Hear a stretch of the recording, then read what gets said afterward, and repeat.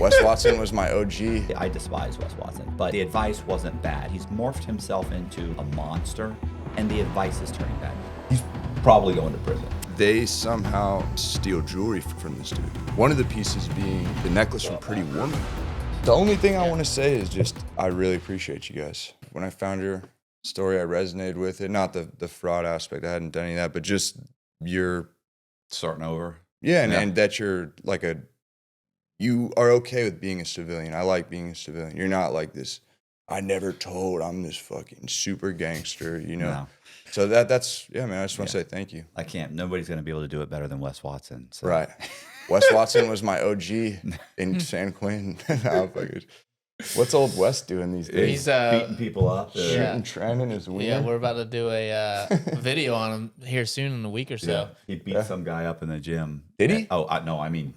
Yeah. Oh, he caught a he like case? they like assaulted somebody in the gym. Oh, bro. He was like, I don't know all the details, but seemed like he was like calling people out. He was like, if you got a problem, come down here. Yeah. Someone came down there. Yeah, it was come down here and we'll go outside in the parking lot and it'll Catch be me a and fit. you. But that's not what happened. The guy came down there, walked up to him, and Wes gets in his face, and Wes has got like 3 bodyguards. Bro. And they attack the guy, beat him up. Once he's on the ground, Wes kicks him in the fucking head a couple times. Oh, bro, he's going back to the joint for... And it's the fight's over, and he's still, the guy's laying on his, and he's stomping and the guy's like laying there like it's over. He's on the ground, and he runs up and kicks him in the fucking head. I mean, he's like walking around the gym, like he's not in danger anymore. It's over. One of his bodyguards grabs a weight and is hits him with the weight. They're kicking the guy multiple times. That's serious bodily injury with a weapon, and it's all on tape, bro. He's done. Well, now Florida's a stand your ground. If you can do exactly what happened. But West didn't stand his fucking right. ground. Well, what happened is he does, but when the guy approaches him, they can get into a fist fight. Yeah. But your buddies jumped in. Exactly. You weren't in danger.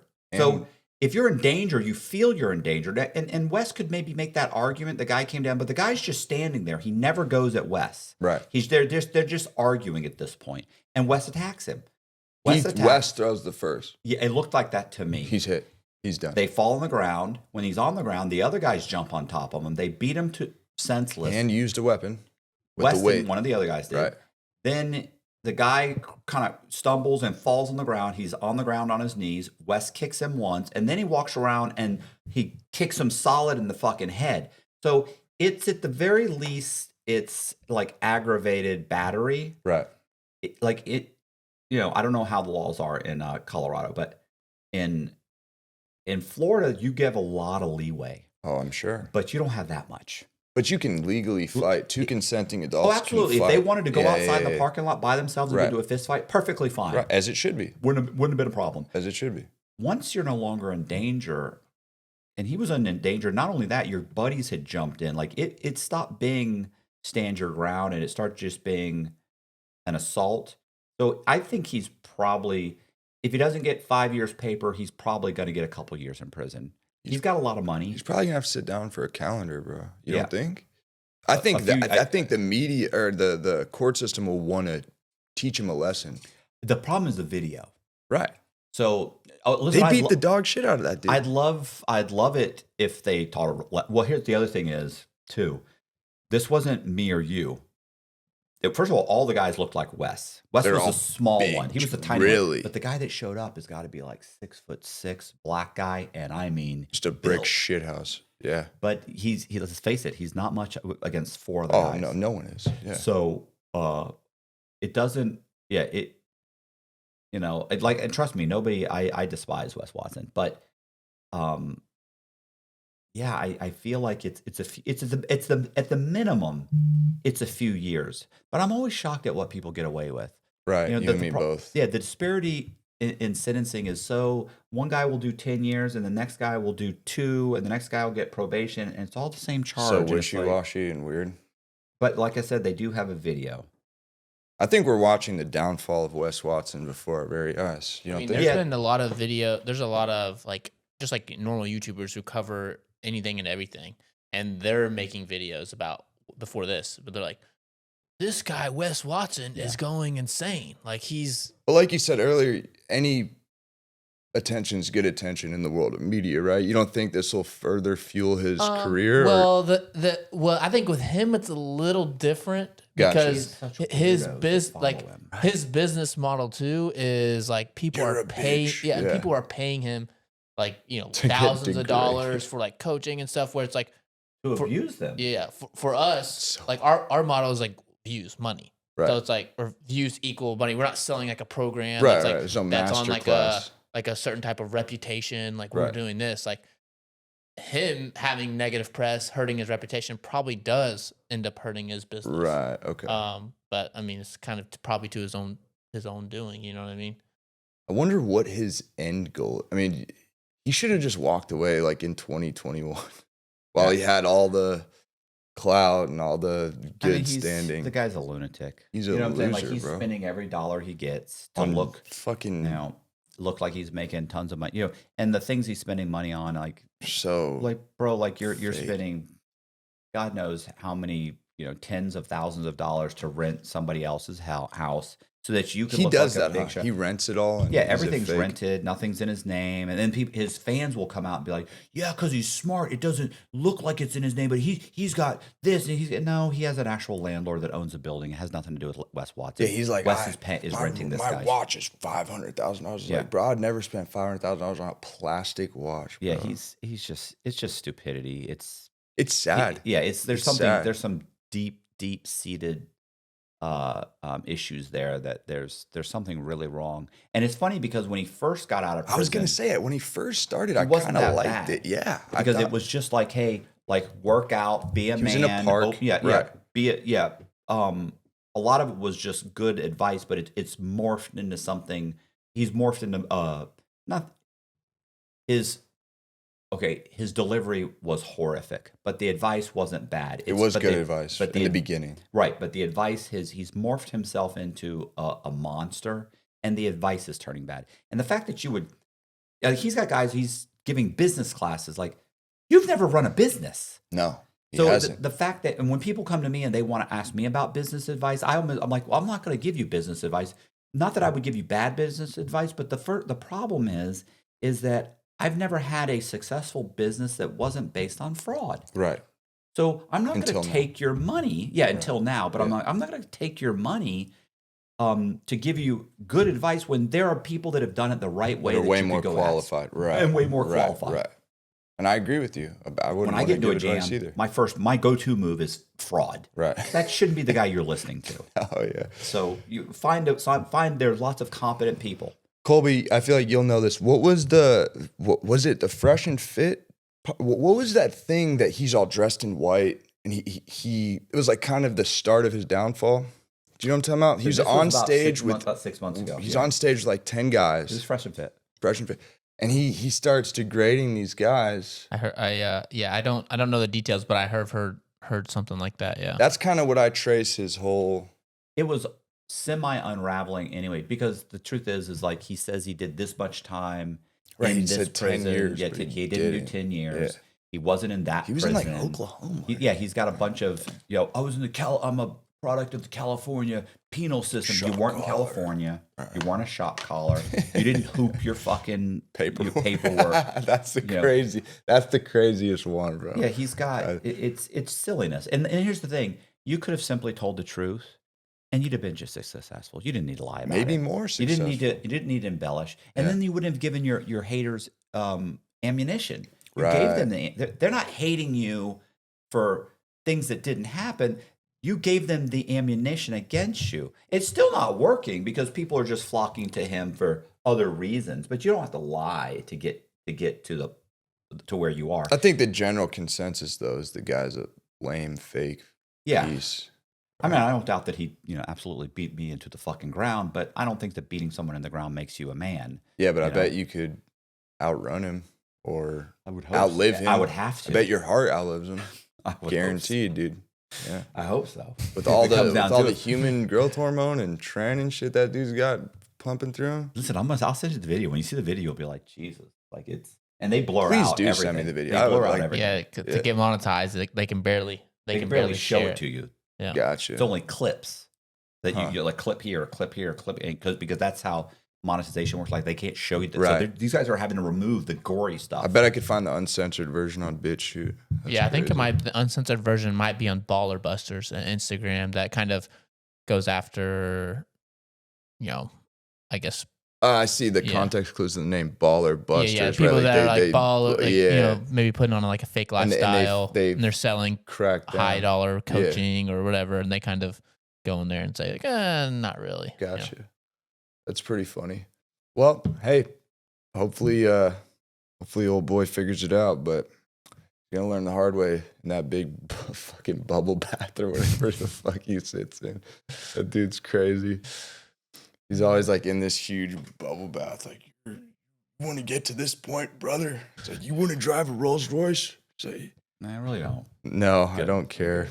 I like my truck. Yeah. That shit's funny. I'm all about productivity, feeling energized, and staying strong, no matter how old I get. But let's face it, aging can slow you down. That's why I started taking Qualia Senolytic. As we get older, our bodies pick up these things called senescent cells, or zombie cells, that can make you feel stiff, tired, and achy. These cells take up space and suck nutrients from the healthy cells we need. But that's where Qualia Senolytic can help. Qualia Senolytics help remove those dead cells so the healthy ones can thrive. It's like hitting the reset button on your body. Qualia Senolytics is vegan, non-GMO, gluten-free, and the ingredients are all about working together to support your health. The best part is you only have to take it 2 days a month, and they have a 100-day money-back guarantee. So if you want to feel younger and boost your energy, go to qualialife.com/true and get up to 50% off. Use code TRUE for an extra 15% off your order. Try it risk-free with a 100-day money-back guarantee. Trust me, your future self will thank you, and thank you to Qualia for sponsoring today's episode. Yeah, let's just start like where you were born, that sort of thing, My dad, he's working in a nightclub. Okay, this nightclub is called the Garden of Eden. He's a bouncer there. And we don't have a lot of money, man. We don't come from money.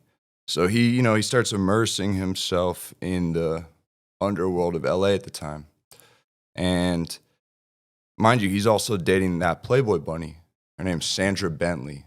She had been with a gentleman before she met my pops named Mark Yagala, who's a billionaire Wall Street guy. Yeah, okay? sounds familiar. You might know him because he was a fraudster type of cat. Well, the name sounds familiar. I don't know if I know him, but it does sound he familiar. did time in the feds, I think. Oh, did he? Mm-hmm. For fraud. Okay. Like big fraud. So anyway, she was with that guy, breaks up, ends up with my pops. They somehow get the idea to steal jewelry from this dude. To make a long story short, they end up acquiring a bunch of jewelry. One of the pieces being the necklace from Pretty Woman.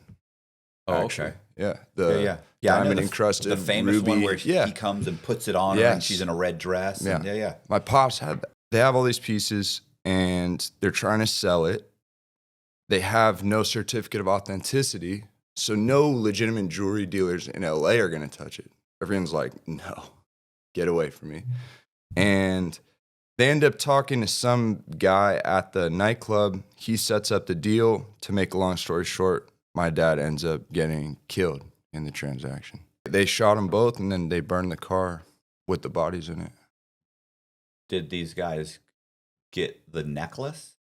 They got all the jewelry. So you would think they could track the necklace somehow. Somehow they would eventually, or did they catch the guys and they just couldn't get enough on them? Do they kind of know who it is? They never caught the guys. But do they kind of know who it is? Or no? I think the LAPD definitely knows.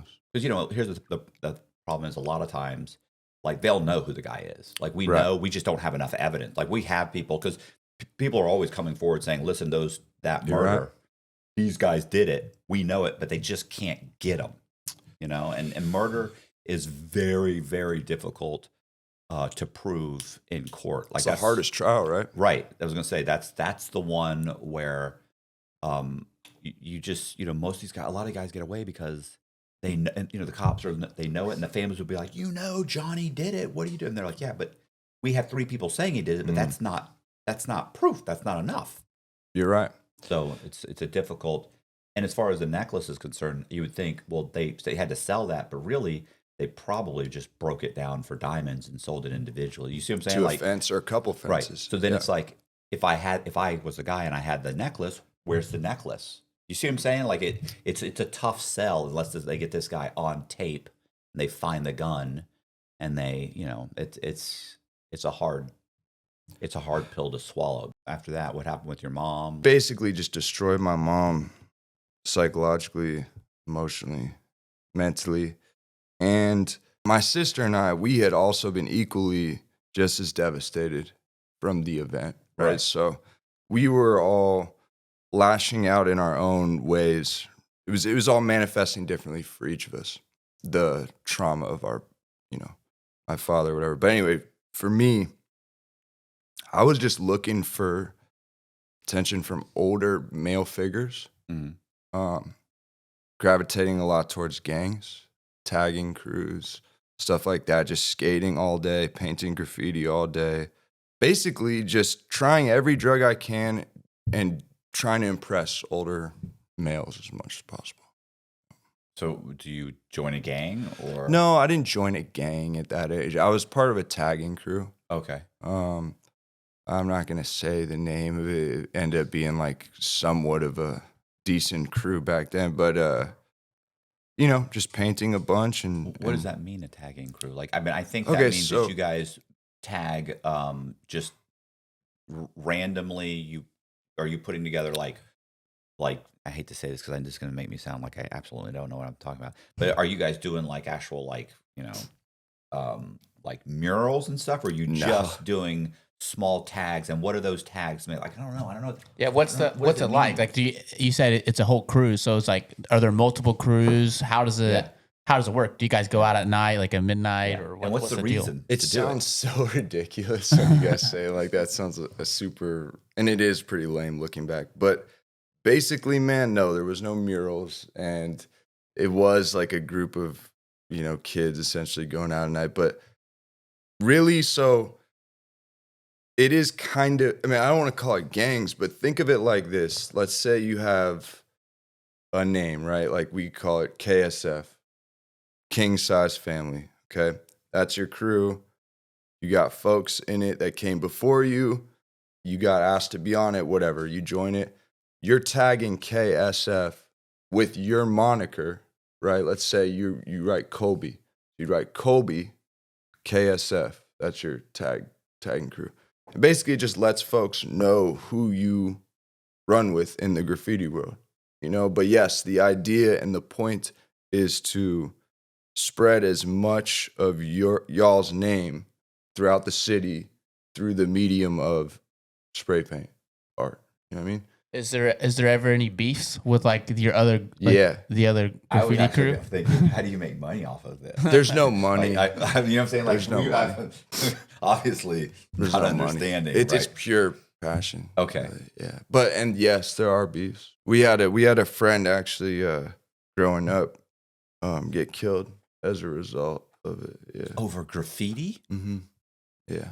Well, He was tagging in an area that he shouldn't have been, in a gang area, like an actual territory or whatever. And yeah, folks came up and my buddy pulled a knife out on him, was like, back the fuck up, blah, blah, blah, took off. And then they later on came by their tattoo shop and sprayed it up. And this is like middle school age that you're kind of getting into this? Yeah. Yeah. Are most of the people doing this, are they like in middle school too, or is there like, older? It was mixed ages all the way up until 20s. And do you do it as a group? Are you guys all running around together? Not or is it... every single night. No, we all, folks have jobs and lives and brothers and sisters and kids and blah, blah, blah. But when we could, we'd be together for sure, looking out for each other while folks are, tagging, sometimes have homies on our shoulders, whatever, Yeah. And are you looking for like, is there any... It's like a lot of effort for like what, I don't understand what the goal is. Point was just, we like graffiti. And we like blasting graffiti all over the city. But looking back, it's fucked up. Yeah. Would you look like specifically like, oh, like this is a nice new building downtown? No, Like, let's so hit there's this, rules. or, There's 7 rules that we abided by. No churches, no cemeteries, no high schools, no cars, no houses, no rocks, no trees. But I've broken the rocks one before. Like Fight Club. But I swear to God, bro. And this is this in Colorado, back in Colorado, or are you still in LA? Nah, this is all in LA. I tagged maybe a couple 100 times in Denver. Yeah. And it's just like, is it artistic? Like, is it like you guys are trying to make it look nice, cool? Yes, Or it is got to that point. Yeah. It didn't start like, it started very rudimentary and just, with a marker. But Yeah. eventually, yes, it did get to the point where we were trying to make it as nice as possible. Trying to get steezy with it. Yeah, like what about the train cars? Was that a? We bombed trains, yeah. But I'm not gonna sit here and act like I was some vicious train bomber. There were some kids that I grew up with that are legends. How do you say vicious? I don't understand vicious. Like just wicked, like awesome. Oh, okay. Yeah. Okay. God, I'm so fucking old, bro. No, you're not, man. You're young. I don't know any of this. Dude, I know the feds preserved you. I've seen, like, I know that I've heard people say, like a tagging crew or this and that, but I never really kind of thought they were doing spray painting, and I thought it was maybe gang related, like for gangs that they'll mark their territory or something. And but the goal is to let everybody know this is our area, and then nobody come in here because this is where we sell drugs. Well, some people do that. You're right. Okay, so that's what I just, because I assumed that's got a very distinctive purpose, and ultimately it's to make money. But to do it just to do it, then I'd be like, okay, so it's like art for the sake of art. Like, it's not about the money. No. But then it's really, you guys are just putting your name everywhere. Yeah. I was 12. Right. So okay. And were you putting your government name, or do you have a nickname? No, nickname. Yeah. Okay. Put your email address. Yeah. What are you talking about? Just tagging my social. Yeah. I was gonna say, I'm trying to have a conversation with the police. No. So just getting into. So how are we progressing from there? Okay, so still 12. I'm sitting with my older buddies, Falser and Buer. Those are their tag names. And they're like, "Hey, youngster, I used to smoke at Falser's house. That was my older homeboy all the time. And we're just blowing blunts in his garage, and they say, "Hey, go in the house real quick and grab something." I forget what they asked. It must have been something like Swishers or something. I say, "Okay, sure." I go. I realized I had left my little flip phone. I had a little Motorola flip phone. I go back into the garage to grab it, and they're smoking gag off tinfoil. They all put it away real quick. "Hey, youngster, told you to go in there and grab whatever. Why you come back?" I said, "Hey, bro, what are y'all doing?" They're like, nothing. I said, no, what are y'all doing? I want to see it. They're like, "This ain't for you. This ain't for you." I probably bugged them 20, 30 times. Finally, they're like, "Jesus, okay, fine. We don't want you doing this. Your brother's going to kill us." I had an older brother they were friends with. I'm like, please, just let me try it. They're like, "Okay, fine. But if you try it, you can only do it with us. And I don't want you doing it all the time." And I was like, okay. They're 18, 19. And how old are you? 12. On still everything 12. I love. Straight up. Oh, listen. And they let me try it. 12. It's a couple of good guys. Honestly, man, I haven't seen Buer in a long time, but Falser's a good dude, bro. He really is. He fucked up that day bad. He fucked up. He made a bad decision. But he has a good soul, man. I thought you were going to say, no, I really pushed him into, the 12-year-old really put a lot of peer pressure on the 18-year-old. I'm not gonna justify his actions, but he is a good person. All right. Okay. People change. I get it. Bad decision. Of course, you're 18 too. 18 at 18, you shouldn't really be making any major decisions, right. Especially for someone else. That's what I was saying. Especially like I shouldn't be in a position to make any decision for you. Exactly. But okay, so So, and then you quit that. You graduated high school. You went on to college. You became a CPA, and you opened a CPA firm. So, Exactly. Okay. Became a That's what lawyer. I thought there was Yeah. that's where the story was going. Yep. Sure did. Don't forget the almost went to the NFL Yeah. too. Yeah. But I no, blew out so my knee. Yeah, that's always. It's always I blew out my knee, my shoulder. Yeah. I was this close. yeah. The knee. No. I've heard that from. We've literally had multiple people that's happened. I'm like, how is it this is the third guy that blew out his knee? Right. No, it just progressed and got worse. Basically, so at this particular time, we're living on the west side, and my mom, she's remarried again. Okay, to a gentleman. We'll just call him G. Okay. Now he has a son. Up until this point, we've lived with them for about 6 years. They're getting into it every night. My mom and G and fight and all that. We get kicked out. All right. And now, mind you, at the time, an apartment on Sunset Boulevard in 2009 was $2,700 a month. Okay. So when we get kicked out, we move into this little apartment. My mom and sister are sharing a room. I have a room. And my mom can't afford it. You can't live on the west side, right? So we move. We move to East LA. Bam. My mom gets knocked up by this dude, another guy. We're living with him for a bit. We get kicked out again. What is the issue with getting kicked out? Like, I mean, My mom was a crazy fucking bitch. Okay, that's right. That wasn't. But listen, wasn't positive of that she yet. bless her soul because she has changed and put in so much work on herself, and she has really turned around, since that time.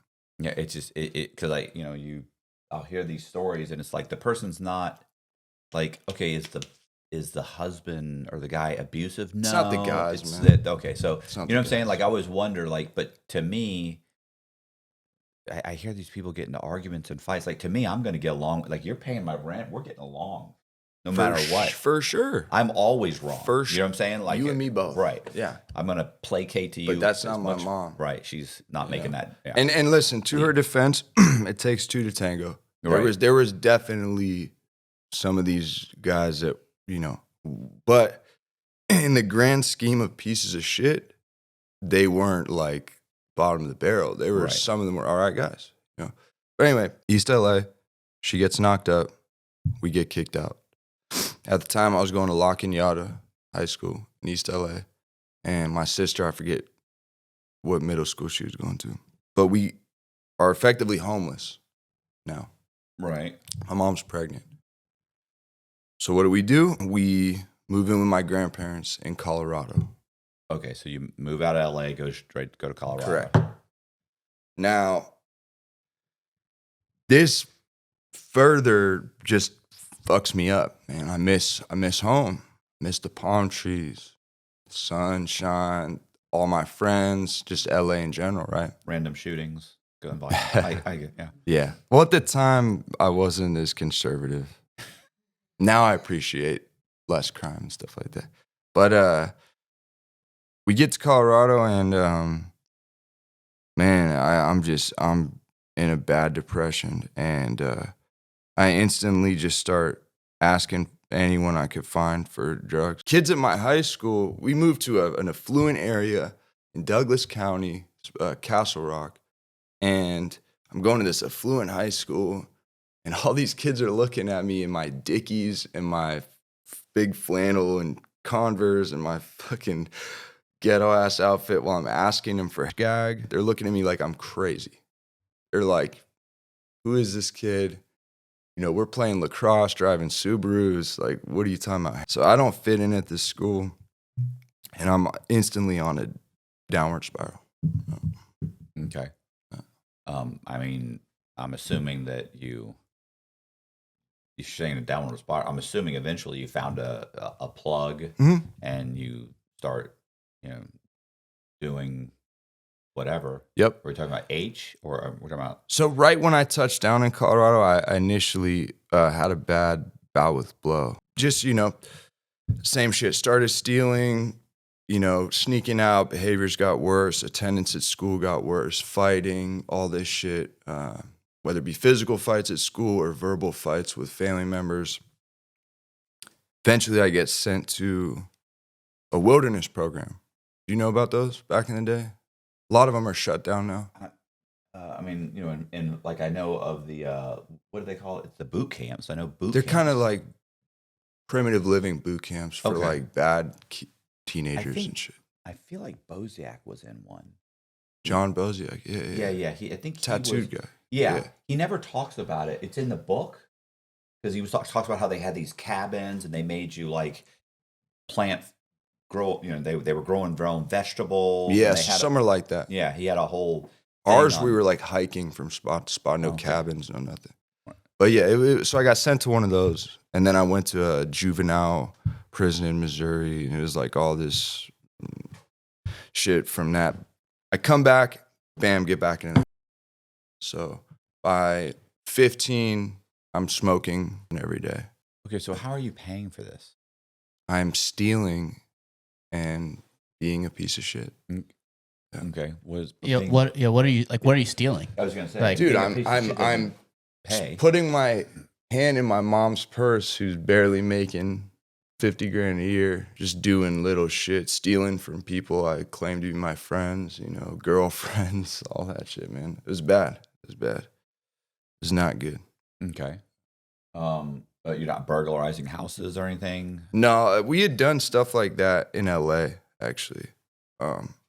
Never didn't get into that, but we'd broken into houses in LA to steal stuff. I stopped doing that really in Colorado. Okay. So how long does this go on? Like, what do you eventually get arrested at some point? I mean, Yeah, so it gets worse and worse. I got arrested for like graffiti and like petty theft and shit, but as a minor, about the second I turned 18 though, mind you, from like I said, by 16 I'm right. by 16 I'm getting kicked out the house. So now I'm homeless. Also, I never graduated high school because I was getting high, leaving every day to go pick up. So I get kicked out of high school too, right? So I'm homeless, doing dope. I have no money, no job, burnt all my bridges. By 18, almost like clockwork, I go to county. Like What do you get? basically turn 18 and go to county. What do you get arrested? Possession. For? Okay. Well, what are they? The cops pull you over? Or you No, driving? so I've been Do they- selling dope. At this point, I'm like fully homeless, fully immersed in the street life, and I'm selling under a bridge downtown off Colfax and Spear. And I got arrested for like 0.8 of a gram. I mean, did you sell to an undercover? No, I almost did, but so no. Just the cops pulled up on you and searched you? And No, they saw me making a sale with a bunch of kids from the college because Metro's right there. And so I made a sale and I walked out the parking lot and they skirted up on me in a little Crown Vic. Okay. They grabbed them? Like how? I'm all right. I'm with my lady, my friend, Bird, Okay. and me. Okay. We're walking. They pull up. They just fuck with us. They're like, hey, what's up? We just saw you. Come here. Turn around, cuff up. I'm like, what the fuck are you talking about? Like, we just saw you, don't play with us. I'm like, yo, what are you talking about? They search me, they find the dope. and That's is it. what it is. Is it possession? Is that possession? Just or a is that sale? possession. Oh, okay. They tried. They held me on an investigative hold. They did 2 extensions on it. They requested 2 extensions. An investigative hold can only last 3 business days in Denver County. So they filed all 3 investigative holds or the extensions, and then they just had to leave it out of possession. They couldn't prove. Do you get, what does that carry? Is that probation? So I walk into the court hearing that day, and my public defender's like looking for our names. He says, Lucas. I was like, yeah, right here. He's like, how old are you? I said, I'm 18. He's like, you're 18? He's like, you don't have any criminal history? I'm like, no. He's like, we'll get you a PR bond today, probation. Okay. Worst decision though. I should have done the time. Right. Yeah. Why? Because you think you would have gotten clean? Yeah. Okay. Probation's not the move. If you're a junkie, don't take probation. Right. Yeah. Not if you want to stay a junkie. You want to stay. Seriously, a no, junkie. they'll literally just revoke and reinstate you. Yeah. Revoke and reinstate you. So is that what happens? Yep. You immediately you start failing drug tests. Yep. I turned a 2-year probation into 7 years of paper. Okay. Mhm. And do you continue to sell? Yeah. I mean, dude, this was 2015. So I'm not a good drug dealer. I tried to do it, but it just wasn't really working. I would get too high, I'd run up a little bit and I just do it all. So to answer your question, I continued selling until I got so down bad that I ultimately just became a homeless junkie for real, like on the street. Nothing, no motivation, nothing, like down bad, So I'd been homeless until that, but I had never been shelters, sleeping under bridges homeless. If you sleep hot at night, you know how disruptive that can be. Whether you're having trouble falling asleep, you're waking up sweating in the middle of the night, or all of the above. That's where Ghost Bed can help. As the makers of the coolest beds in the world, Ghost Bed is your go-to for cooling mattresses, cooling pillows, and cooling bedding. From their signature Ghost Ice fabric to patented technology that adjusts to your body's temperature, every Ghost Bed mattress is designed with cooling in mind. So whether you want a plusher mattress that cushions your shoulders and hips, or a firm option with exceptional support, your Ghost Bed will keep you cool and comfortable all night long. When you purchase a Ghost Bed mattress, your comfort is guaranteed. You can try out your mattress for 101 nights, risk-free, to make sure it's the right fit for you. Plus, they offer free shipping, and most items are shipped within 24 hours. If you're not sure which Ghost Bed is right for you,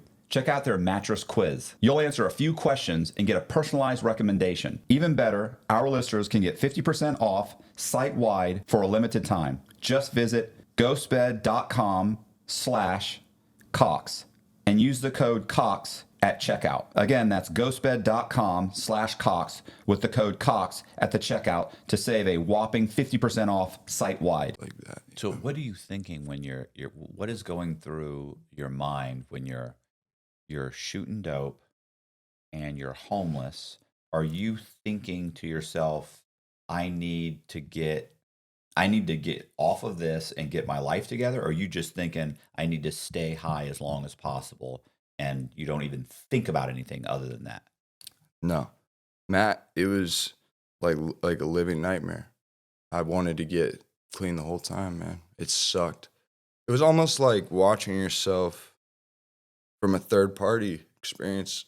I know it sounds like no accountability, or I'm not saying I didn't have control, but it almost felt like I didn't, Right. like watching yourself suffer, and wanting yourself to stop, but almost can't. Okay. And what are you? I mean, you're saying you have nowhere to live. Like, you're saying you're living under a bridge, but I mean, you're not living there permanently, right? Like, don't the cops come in every once in a while and push everybody out? Yep. And then what do? So I'd stay at Jesus Saves or the Crossroads off 29th and Brighton, or like I said, that bridge near REI. And you stay there for a while. You go into like a homeless shelter for what? For a while? Like, they let you come for as a long month as or for 10 days? as you're not being a dick, as long as you're not acting up, they'll let you stay. You just have to show up every night at a certain time before the line, or before they close the doors, and you're good. Problem with me was I would be stealing from people, or one time I got kicked out of Jesus Saves because a loaded syringe fell out of my pocket, stuff like that. How does this go on for 7 years? Do you ever get a job? Do you ever straighten up, like get off it for a month and then you or is it just continuous? So in one year, besides that possession, I caught the fraud case. I wrote a bitch ass check. I stole a check from my grandma and wrote it to myself. Okay, so I catch that. How much was that? It was for something you would laugh being with your background. Right. It was like $250. Right. Nothing. That's what you thought you could get away with. Yeah. Right. Like, I'm not trying to wipe her out. Exactly. I'm just trying to get trying to get high. Blah, right. blah, blah. So I catch that, and then she saw this and she calls the police. The bank called the police. And how it happened was, it was weird because I don't know why we did this, but for some reason, we went up to this random guy in the parking lot and like asked him if we could sign the check over to him so he could. It was this whole convoluted thing, but the bank is who cracked us. Did he do that? He did. Fucking idiot. Yeah, he did. I've been in not Walmart. I've been in Home Depot. Someone asked you. No, guys have come up to me and been like, "Hey man, listen, I got a Home Depot or I got a gift card for $200. Give it to you for $100 right now, bro." And I was just like, "Yeah, no, it's good." And I'm like, "No, I believe probably is. Yeah, I'm like, Yeah. I believe it's good. I'm like, I also know that you put this is somebody else's credit card For you real. used or somebody else. Like, Yeah. I don't doubt this is going to go through for $250, but I'm not going to be a part of your fraud. You're right. Like and I was gonna say, if somebody came up to me and said, "Hey man, can I endorse this over to you?" And you'd be like, "Yeah, get the fuck out of here, bro. I can't." Yeah, I felt bad. It was a dude and his lady too.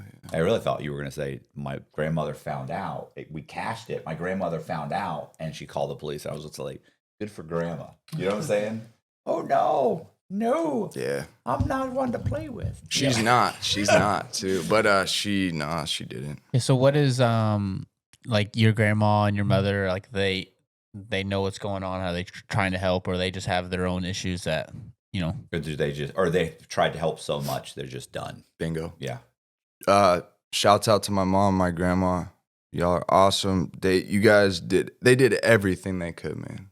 They tried everything, bro. They were so loving, so compassionate, and it ultimately just I was just too far gone at the time, you know.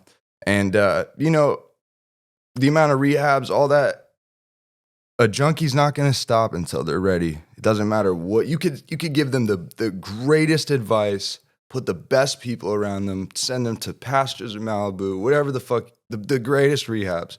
Unless they're ready, it's just not going to happen. So this, I don't understand. You keep getting failing drug tests, and they don't throw you back in jail, and they just keep extending it. So They do. How long do you go to jail for? Couple days, couple That's weeks, couple months. That's not through jail. That's going through the process. But they don't you know what say I'm saying. 60 days, 90 days. Like the Yeah. judge at no point says, Yeah. "You know what, 6 months." Like No. if we can get him clean for 6 months, he might shake. They never gave me like 8 months or anything. Fucking ridiculous. I mean, I don't think that you should fucking some guy who's using drugs. I don't think he should get 5 years or something. But I mean, at some point, you 6 months in county for a homeless junkie is good for them. Yeah, I was going to say Period. there's a certain amount of time that is good to get them past being off the drugs. And even when you get off the drugs, people are like, "Oh, well, it's been 10 days." Yeah, 10 days is not enough. No, 20, 30, that's not enough. Somewhere Like, between the 90 and 180. Yeah, for okay. sure. Yeah. And then after that, you don't want someone getting jaded. I mean, to be honest with you, really, it's like a year. But not in you shouldn't go to jail for a year. I'm saying, really, if somebody gets off drugs, it's really like a year to or so 2 years before your brain starts to kind of recalculate because you still have you might not be on drugs. You might have gotten to the point where you're like, I'm definitely not going to do them, but you're still got that junkie kind of mentality where you're still thinking kind of hand to mouth. You're not doing any long-term thinking. That takes years. Do you know the term post-acute withdrawal syndrome? I've heard the term. The acronym's PAUSE. That's exactly what you're talking about. Okay. So like withdrawals last 5 to 10 days. Post-acute withdrawal syndrome lasts up to 2 years, and that's those neural pathways in your brain repairing. It's crazy. Talking about RDAP. It's the residential drug abuse or addiction, whatever program. I don't know what the acronym means. There's two things that I thought about when we were just talking. One is that I've seen guys that have gotten arrested, come to prison, and they act like maniacs. Like they're not even on drugs. They just act like, and you know that this guy's a full-time drug addict. And then like you'd see them, you talk to them because you don't have to talk to anybody. Obviously, you can go your whole 10 years and not talk to everybody. Right. So, but then maybe a year later, you talk to the guy, or 2 years later, and it was like a fucking different person. You're like, because and then and I had that conversation where I'm like, you're like a different person, bro, Right. than you were 2 years ago when you came in. They were like, oh yeah, well they were doing drugs in like the county jail. It wasn't the county, it was a U.S. Marshals holdover, but I was still doing stuff. Right. Or somebody who turned themselves in, who was doing drugs up to the day they walked in there. Are the Fed detention centers flooded like that? With No, work? it's more like the guys that are turning themselves in. Just have it hooped in their ass. Gotcha. No. I'm saying like you got sentenced to, let's say some guy, they give you 5 years, and then they say you can report to the prison.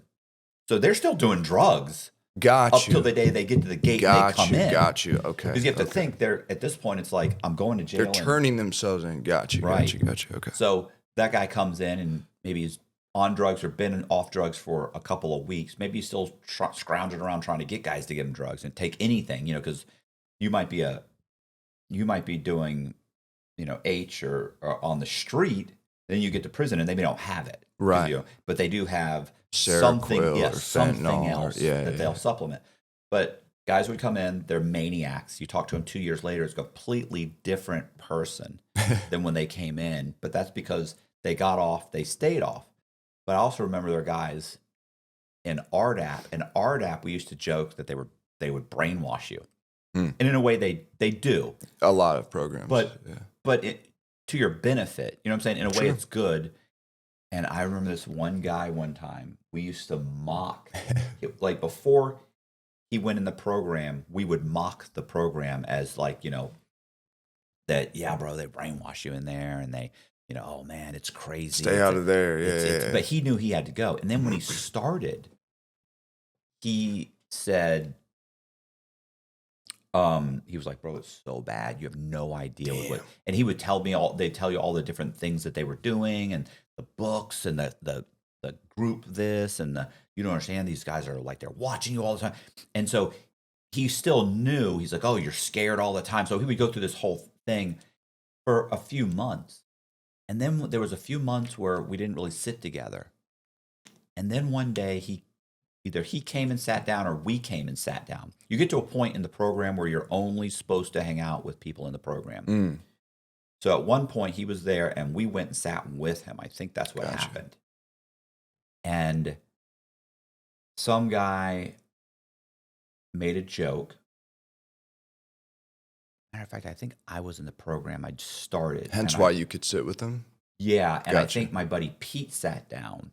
And Pete, I think, said something, made a joke about the program and or somebody said, hey, yeah, Mike, have they got you brainwashed yet or something? They brainwash you yet? Or, and something like, how's the brainwash? The guy sits down and says like, how's the brainwashing going? I'm like, I'm fighting it, and then he says, how about you, Mike? They got you yet? And keep in mind, up until we were joking about this a month ago. Right. And Mike sits there with his plate and he stops. I don't even know if his name is Mike. I don't know if his name, but he goes, and he looked up and he looked at me and he looked at Pete. I want to say, I feel like it was Pete. Looked at Pete and looked at me and he goes, no. He goes, you know what they got me? He goes, what? He goes, they got me thinking right for once. And he picked up the plate and walked off. Wow. And I go, what the fuck did you just do? Because keep in mind, I can get in trouble. Right. Because I'm mocking the program Right. with someone in front of us. And this guy might pull me up in the meeting the next morning and be like, stand up. You've been through these things, right? Stand up. I wants to hold me accountable. We sat down the other day. Your buddy mocked the program. You mocked. So I'm like, oh my God, what did you do? You got me fucked up. He's like, no, we joke about it all the time. That's Mike. Right. I'm like, no, don't you understand? They got him. They've got a whole, she's been brainwashed. It's over. You got me fucked up. You're going to get me fucked. And he's like, I'm like, don't do that anymore. I can't even see you anymore. We had a code word, which was blueberries. We had a code word for when someone was being someone's around you. Because in prison, you go to the chow line, right? Right. And you're in the chow line with 150 people in it damn sure two is. lines. Yeah. Go into the main middle, and they're not all set up like this, but you go and you get your food, then you get your drink, and then you sit down. That's how the chow line. Most chow halls are. Right. Yeah. But you might be standing there, and you're standing pretty close to each other. So if Pete and I are talking, Blueberries. there could be two guys in front of me, but there could be a guy in front of him that's in the program and a guy behind me.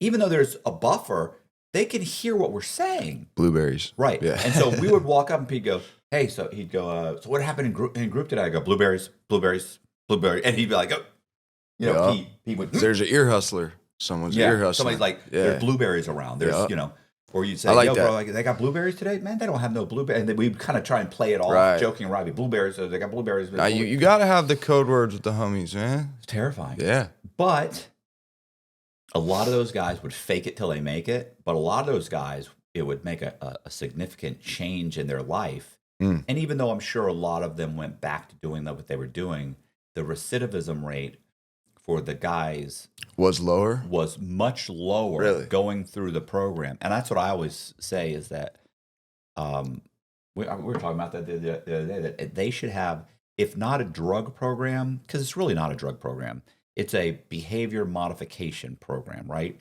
It's criminal thinking. I think they should have a drug program, but they should also probably have a behavior modification program that you don't get out of prison until you complete. I agree, man. Because it would help. It's a huge incentive. Right, because most guys don't have critical thinking, right? Like they don't think long term. They make those rash decisions without realizing, well, wait a minute. Instant gratification. Right, wait a second. If I do that, why am I doing this? To feel good. What's the result of this? Well, I'm going to feel good. Yeah, but what's the result of this? What's the worst that could happen? And then you kind of go, wait a minute, I'm using the money that I'm supposed to be saving to pay the rent. Why am I paying the rent? Because my kids live here. Yes. Like, and you start playing it out. What's going to happen if I don't have the rent? You start going through that process and you go, oh, wait a minute. Maybe I better not do this.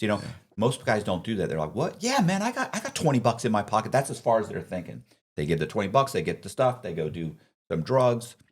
4 hours later, they're coming off it, and maybe they're thinking, they need dog food for their bro. dog, bro. Yeah. Now I don't have money for whatever. Not that your rent's $20, but if your rent's $1,000 and you only got 900, the 20 might be the difference between the 9, whatever. Right, you just hit the nail on the head for most junkies. Yeah, rent situations. Yeah, that's what that's kind of what I'm thinking is like, what was your thought process when this is happening? Like, why? I mean, because obviously there's an addiction issue, even though I don't have an addiction issue with drugs because I don't do drugs, right? I mean, I've never smoked a cigarette, never smoked, never done anything. I did have a prescription for Xanax. I envy you that you've never done drugs. But you know what I have an issue with where I can think is food. You know how many times I'll sit down with a bag of chips and I'm just gonna have a little bit. And then it's like you almost blink and it's an hour later and the bag of chips is empty and you're laying there and you're brushing stuff off and you're like, fuck, I was on a diet. What did I do? There's an empty bag of chips. I've had 3 popsicles. Where did this ice cream come from? What am I doing? I feel sick and I'm like, bro, you were going to have a few chips. So I can understand, a lot of people have, if you don't have some kind of something. Everyone has a vice. Yeah, if you don't have one, then you probably have someone, you probably have someone handcuffed in your basement. For real, bro. There's something going. No, for real. These people that appear perfect. Yeah. You always find out later, like, oh yeah, they had a sex slave in their dungeon. Seriously, perfection. People that portray themselves perfect freak me out. Yeah. Seriously, the church guy, the pastor. He had an extra family. Yeah. I was going to say, the church thing is great. He's got an extra family they don't know about. For real. No, my dad's a long-distance truck driver. No. Yeah. He's a pastor. He's a serial killer. No. Were you regularly robbing people, or is this was just what happened? Well, I was hitting licks. I was like a little jack boy for sure. This is my, how I like to rob people. Okay. I don't do this anymore, obviously. Shouts out to all Honduran folks. Shouts out to all Mexican folks. I'm sorry that most of y'all was who I robbed, but why is that, by the way? Because they were the dealers usually. Oh, okay. So it's it not was like just you're targeting because they're illegals or anything. No. It was just because of the product. Because they're little people? Because they're brown people? No. Okay. Some of the motherfuckers were big. Oh, okay. Some of the motherfuckers were big. But, man, so this is what I do. So I'd have my buddy pull up, right, with me. I usually wasn't the one with the car. The old saying is an alcoholic has a car but no license. A junkie has a license but no car. Anyway, so I have no car. My buddy would usually pull up, and we'd have the plug, the dealer, hop in the front seat, passenger seat. What I would do is I'd put my arm around their throat from the back, and I'd, whatever I had on me, a knife, I've robbed people with syringes before, guns, fake guns, whatever. I would just choke them, put a thing to their head, and just rob them. But the reason I like doing that is because when you have someone in the passenger seat in front of you and you have them choked from behind them, as you're crouched behind the seat, they can't really poke you, hit you, or do anything. That's like the perfect position. Anyway, that's how I do it. I'd have them hop in the front, I'd choke them, rob them, throw them out the car. Did anybody fight back? A couple times. No. Yeah. But So the what most happens? important part of a robbery is hitting the person. You always hit someone immediately. And the reason you do that is because you're letting them know that this is serious. real life, bro. Yeah. The first, I'm not trying to like train folks, but the first thing you do always is crack the fuck out of them. If it's with a gun, obviously pistol them. If it's just your hand, hit them. Whatever. So you got caught up for one. Well, yeah. The one time I robbed a white kid, he called the crackers. cops on me. Yeah. The one time. Yeah. It's funny. Anyway, same exact lick, same exact strategy, except what he did was he told the cops that I pulled up on him while he was vaping in a parking lot, and I stuck a gun in his face, which is hilarious. And yeah, I don't know why he thought the cops wouldn't look through his phone. They did. They ended up seeing all of his plays he was making with his customers, and they found out he was a drug dealer. Right. But he literally called the cops on me. Blew my mind. So you believe that? I robbed this guy, and he went to the police. Right. So Crazy. So what happened? How did the police catch up with you? Okay, so I robbed the guy in. I'm staying at this girl's house. Her name was Chanel. Not that it matters. And I robbed him in her apartment complex parking lot like an idiot. We're counting through the loot. I got like all this shit on her bed. Like we're all going through the loot, all happy, smoking blunts. The phone starts ringing, the house phone. Her mom, who's a tiny old Mexican lady, picks it up, and it's the Douglas County sheriffs. And they're like, hey, we have the house surrounded. We know Lucas is in there. Everyone get the fuck out. And I think the reason they did that rather than coming is because they thought I had a weapon. Okay. That's why You they had the BB gun. right. They didn't know it was a BB gun. Yeah. But so they all go outside. I'm under her dad's bed, Francisco Castro, shouts out to Cuba. I'm under her dad's bed, and I'm like eating pills and like trying to like shove drugs up my ass. And I just hear the cops say, Lucas, we know you're in there. If you don't come out, we're gonna send the dog. And we've all watched Cops and shit. And we've all seen it. I'm like, fuck that, fuck the dog. I was like, I'm coming out. And I came out, and there's a bunch of bunch of cops with rifles, and Right. there's So- some good cops out there, man. Yeah. There's some good cops out there. Yeah. So they grab you. Yeah. They bring you downtown. They charge you with robbery. It was a decent list of charges. It was a aggravated robbery with a real and or simulated weapon, conspiracy to commit aggravated robbery with a real and or simulated weapon, contributing to the delinquency of a minor because when I robbed that kid, Chanel's younger brother, who was 16 at the time, was in the car with me while we robbed the dude. I was 19 or 18. But I took his case for him, just so y'all know. So contributing to delinquency of a minor, theft of a person, and I think conspiracy to theft of a person or some shit like that. But then I pled it down to conspiracy to commit aggravated robbery. And mind you, when they brought me downtown and they showed me all those listed charges, the cops like, you're facing up to 32 years. I was like, no. What do you mean I'm facing 32 years? They're like, yeah, you're facing 32 years. They asked me, always ask for a lawyer, man. Never talk to the cops, ever. Always just request a lawyer. If they say guilty people don't ask for lawyers, say, sorry, sir, but I'm not versed in the law. I would like a professional here just so I don't, mess up. I didn't do that. I talked to them like an idiot, and they're like, we know you robbed him, blah, blah, blah. I said, no, that's not what happened. I said, the guy pulled up. We were all just going to smoke, and he pulled out some brown, and I fucking lost it. I said, what the hell is that? And I took it from him. I tried, you tried to downplay talking it. myself out of it. I said, Christian didn't have nothing to do with it. They said, so what about the gun, blah, blah, blah. I said, there's no gun. They said, well, we found a BB gun. I said, well, it's not a gun. I didn't have it. They just, brought me to classifications after that, and they didn't believe on you? my merry way. Well, it's not a matter of believing you. It's just you have the charges now. Go have fun in court. So but you said they did go through his phone, and Mm-hmm. that's why they pled it all the way down to. Is that part of why they pled it down? Maybe. I think it was more just like, this is clearly a junkie with a BB gun that robbed a drug dealer, and it's not, like he's robbing old ladies at the ATM. He's not robbing a regular citizen. I really wasn't. Right. Yeah. So you end up with 4 years. Yep. You go to you. So I initially took a 4-year deal to community corrections. Okay. So I got a sweet deal. Right. Sweet deal.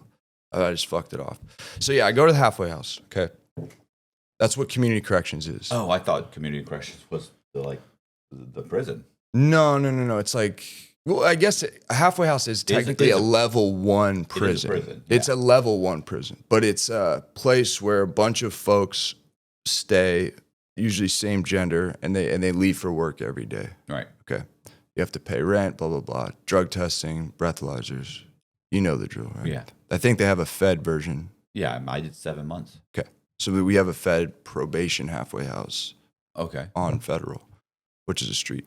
Okay, so I'm at this halfway house, man, and I'm doing really good.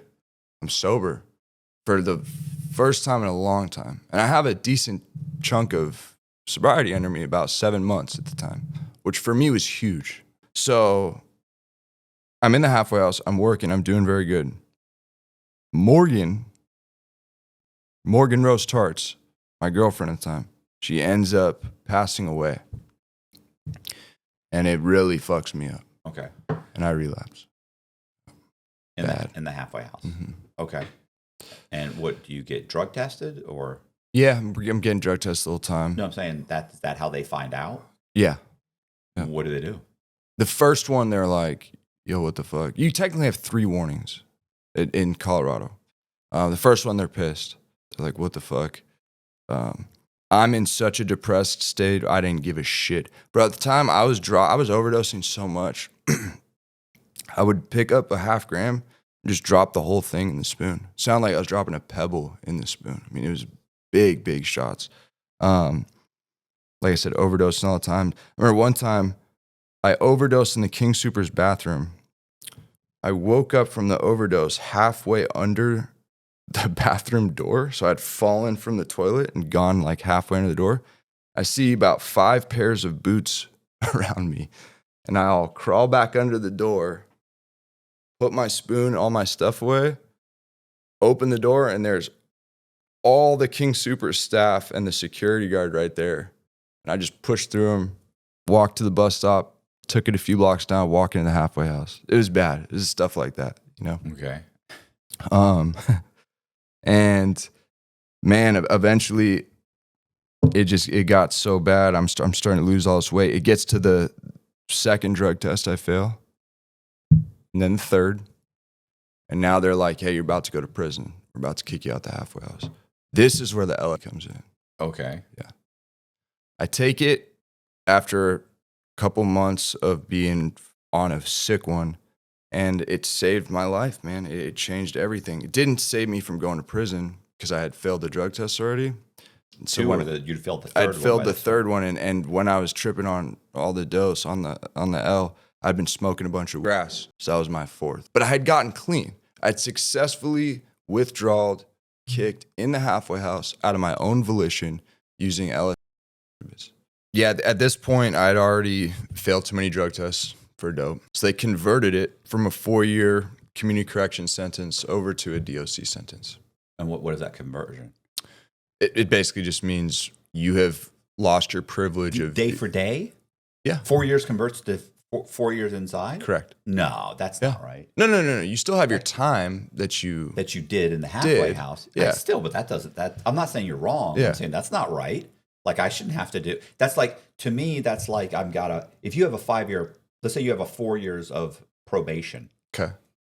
Typically let's say you pissed dirty a few times. Okay. Let's say you've done, so they typically will convert it to 33, in the federal system, it's typically 33% of whatever you have remaining. Really? Yeah. So let's say you did a year, you pissed dirty, they violate you. They say you have 3 years left of paper. So we're going to send you back inside for 1 year, and they quash Kick your you paper. out? Okay. You're saying day for day? Day for day. That's just wrong. Yeah. But I kind of look at it like they gave me this huge opportunity. And you fucked it up. And I fucked it up. Right. So, I mean, I don't know. But yeah, I mean, I was terrified, never been in prison, not a gang member. And yeah, like 140 pounds soaking wet, something like that, 150 pounds soaking wet. Hit the yard. Yeah. What level? Do they have levels? They do. Okay. So it's the same as Cali, 1 through 4. They sent me to a level 3 yard, bro. So level 4 would be Level 4 is like a camp almost? CSP. No. Level 1's a camp. Oh, okay. Level 4 would be like San Quentin and Cali. And or you like went to a 3? I went to a 3. Why? Because of the robbery and my age and all yeah. that. So the feds, they point you out different. Each state, they obviously do as well. Well, for Colorado, they send you this place called DRDC, it's the Diagnostic Reentry. I forget. Anyway, it's a classifications spot. And they point people out. Well, mine were above 15 points, so I was considered medium max. In a crime, Right. Whether it was a BB gun or not, you used. I made someone fear for their life. Yeah, and you were placed in a drug program and you failed that. Right. So the combination of all those And a couple priors. right, and they're looking at you like, this guy's he's a waste. He's a career criminal. He's a waste. There's no reason for us to put more time into him. He's a problem. He's probably if he's a problem on the outside, he's going to be a problem in prison. Send him to a 3. Exactly. Okay. Which is actually, in my opinion, counterproductive for first time, because you're almost extending the criminality of someone or accentuating it by putting them in a higher custody level joint. I get you have to for certain circumstances, but I don't know. It really is a con college. Yeah. Well, I was going to say they stopped being concerned about the inmates' well-being at that point.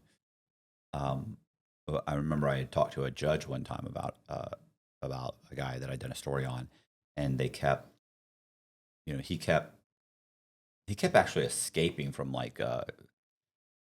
these were teen programs, but at some point he basically they even stopped arresting him. They stopped incarcerating him. Oh, gotcha. And he was like, well, he said, you get to a point where it's like this person, we can't continue to invest in this person to try and fix them.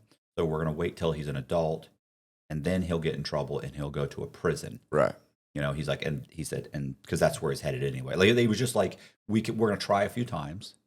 And then it's like, okay, well, we're just wasting resources. You're right. I mean, it is an investment. Ultimately, you're going to stop investing in a lost cause. Yeah. Yeah. So what happens then? Okay. So I basically prepared myself. Started doing push-ups?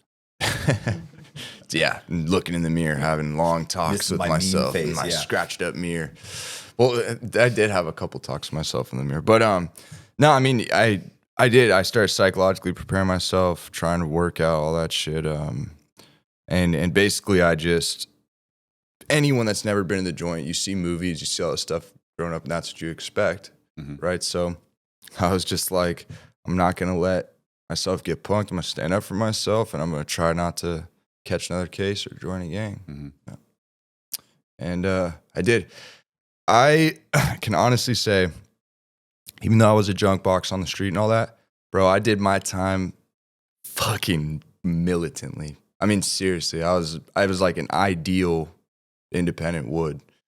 Work out, never did drugs, read, educated myself, got my GED. I mean, I was on point in prison, man.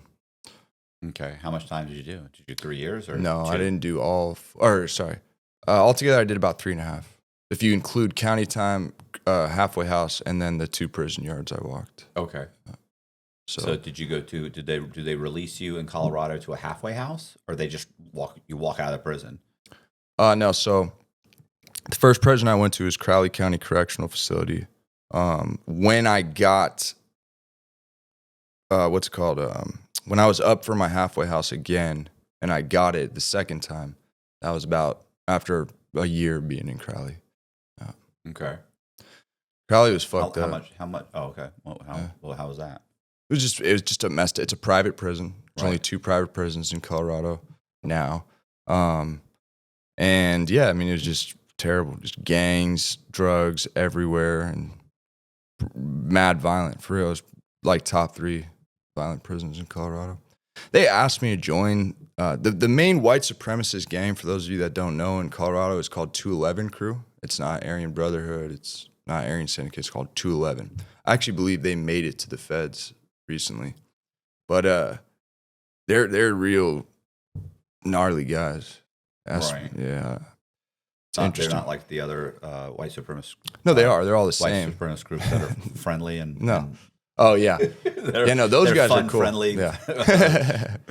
Yeah, they're all gnarly. There's some good guys. I'm sure you've met them, but for the most part, I didn't mess with any of that. So you eventually went to a halfway house, and fucked up again. No, you did not. Yeah. Yep.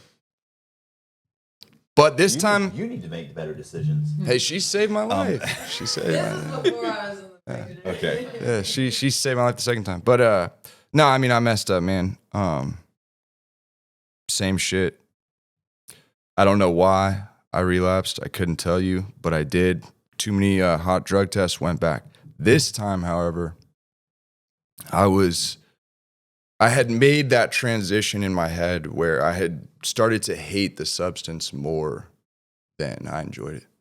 And I could honestly say I was ready at that point. Okay. I just had to go do more time. Yeah. So did you go back to the halfway house again, or the next time they just No, walk you out the gate? I got paroled the next time. Okay.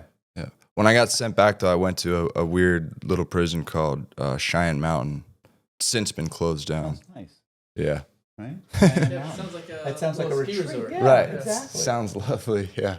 But no, it was actually the weirdest detention facility I've ever been in. It was built like an office building. It was in the middle of Colorado Springs, which is odd.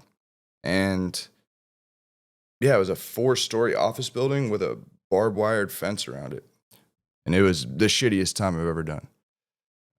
8 to 10 man rooms, dry cells, mixed custody level. What's a dry cell? What's that? Dry cell meaning the bathroom's outside of your cell. Oh, okay. So you have to, So when you're released, where'd you go? Did you go to your parents' house? I went to my grandma's house. Yeah.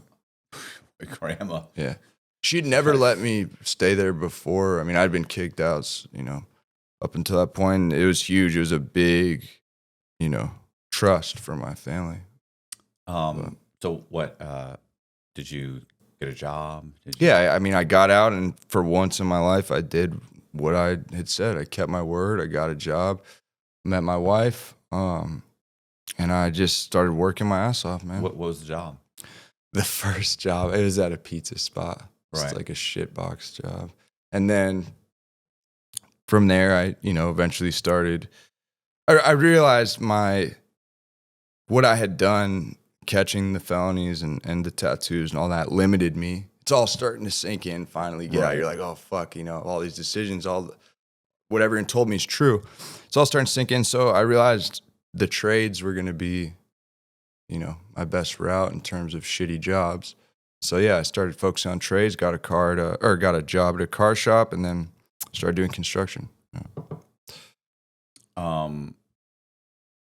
So I have my buddy, my LSD story. I told you, I Yeah. have an LSD story.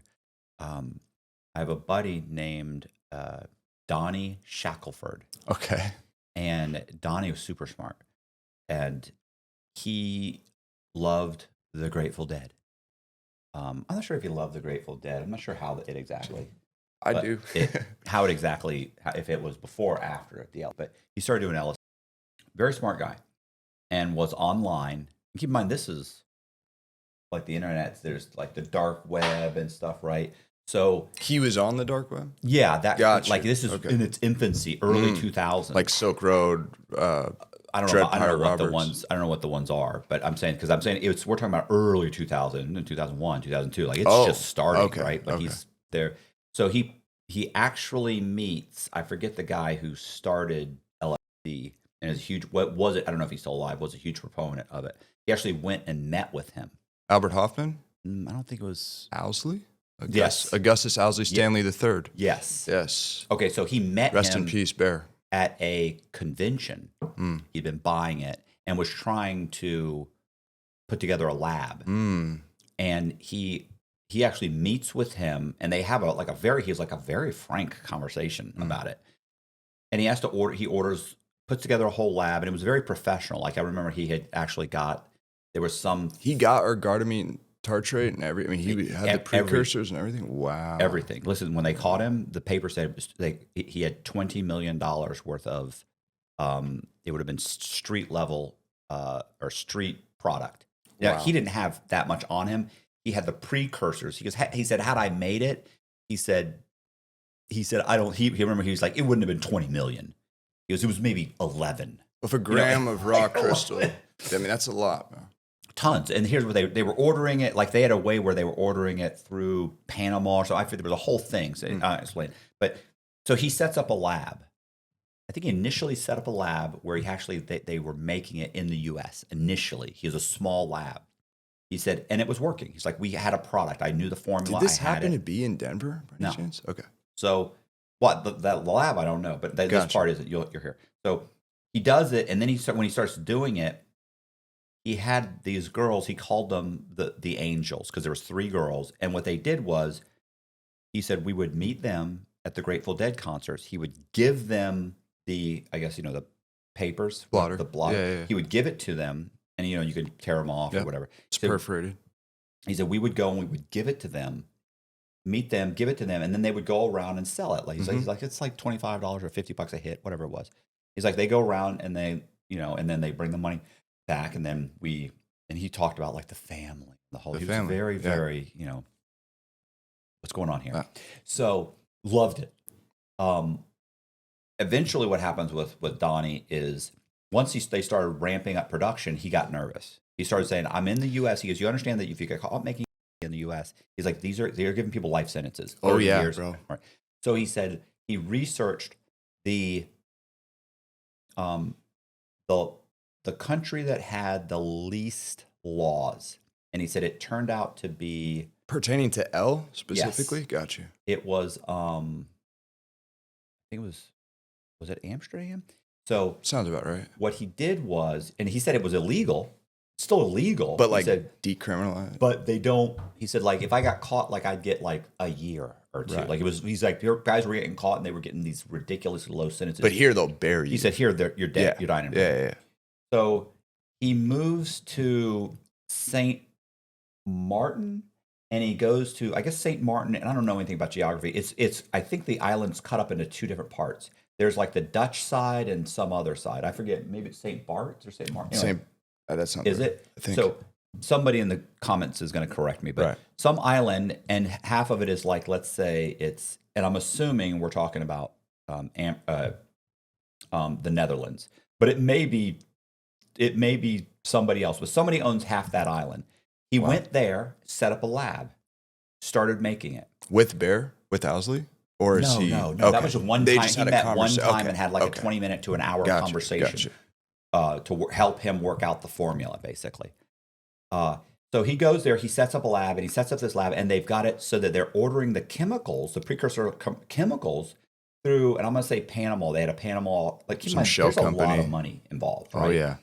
So at one point, and they're ordering the chemicals. He said at one point, they've been doing it for a couple of years. He said, and I'm literally flying through customs with the paper. Yeah. He said he actually got searched one time, and they looked at the paper. It was unperforated, white on white. Right. Yeah. And it had he had little onxes printed all over him. He goes, and the woman takes them, flips them, and she goes, "What's this?" And he looks at her and he goes, "I'm a he goes, I'm a graphic designer." It's cardstock. Yeah. Yeah. All he said was, "I'm a graphic designer." Yeah. He said didn't really answer her question, and she went, "Oh, okay." Yep. And just put it back and kept going. Yep. So, and then they would go and give the girls all the stuff. And in his mind, he said, "I'm not manufacturing in the United States, so I'm not breaking U.S. law." And that's not how it works. No, sir. But he didn't know, right? This is a novice kid in his mid-20s at this point, so he doesn't think it's a big deal.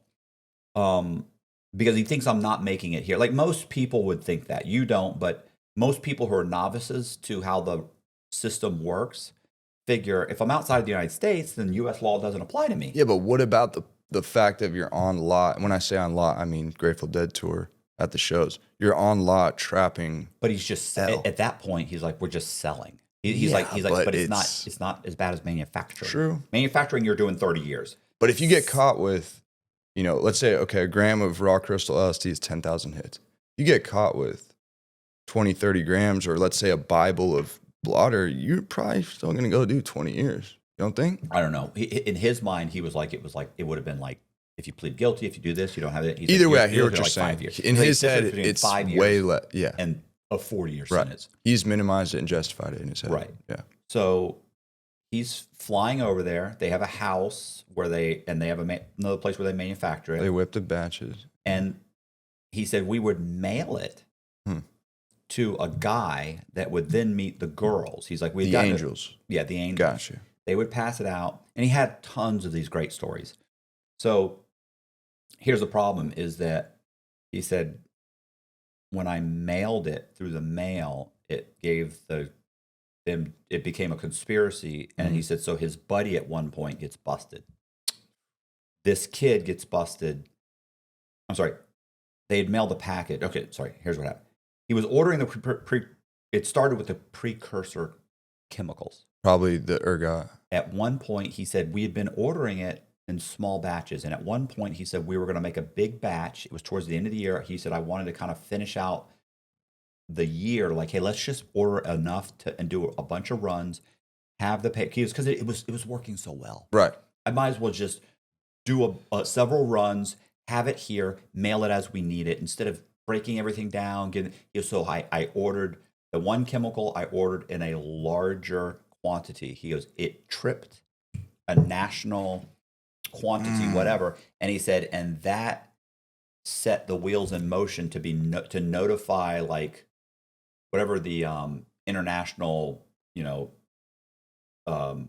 international law enforcement's notified. Interpol's notified. They notified. He said they started an investigation. Notified DEA. Well, and that investigation led to him. They watch him. They grab they see him mail a package at DSL. Grab the package. They let the package go through. He goes, and I should have known. He said, because the package usually took like 8 days or 7 days. But he watched on the tracking. He watched it stop somewhere. He said, I watched it stop for a couple of days. And then go. He's like, and I should have known. Yes. He said, but everything was going so good. And I thought everything was fine. He goes, and I still thought, you know what? It doesn't even matter. He said, because like, I'm not breaking any U.S. laws. I'm not in the United States. manufacturing it. Yeah, right. that's what he thought. I'm not in the U.S. Well, that kid, they let it go to the kid's house. He signs for it. They grab him. Okay. The kid immediately rolls over on him. Right. Naturally. The Dutch or whoever the authorities that run that island, St. Croix? I could have sworn it's St. Bart's or something. One of these islands is cut in two. Yeah. So he ends up, they surround the house, they grab him. It's funnier than that. He's got a whole funny story about how they watched him. They've got the house, they're monitoring the house, surveying the house. He leaves to go pick up something at DSL, and he realizes they're coming for him, and he runs. He's trying to run to the bay and jump in the bay. He said, I had a friend that had a sailboat that was actually out there. He's like, I'm gonna swim to it. He said, if I could get the just fuck out of make here. it to the sailboat. And I remember he was telling me the That's story. funny. I go, did you make it? He said, I didn't even make it to the bay, bro. They tackled me. Oh yeah, He's like, they're way faster. Probably didn't even make it out the front door. Dude, those guys are way faster than you think. Yeah. And so anyway, he gets grabbed. He fought extradition. They kept him. Wow. He said, they kept me in what was once like a 5-star hotel. He said, that's where they kept us. They'd converted it They into a converted it detention to a facility. prison. It was Holy built as a shit. 5-star hotel. It was in disrepair. They took it over. They turned it into a prison. He said, I mean, it was a nice prison.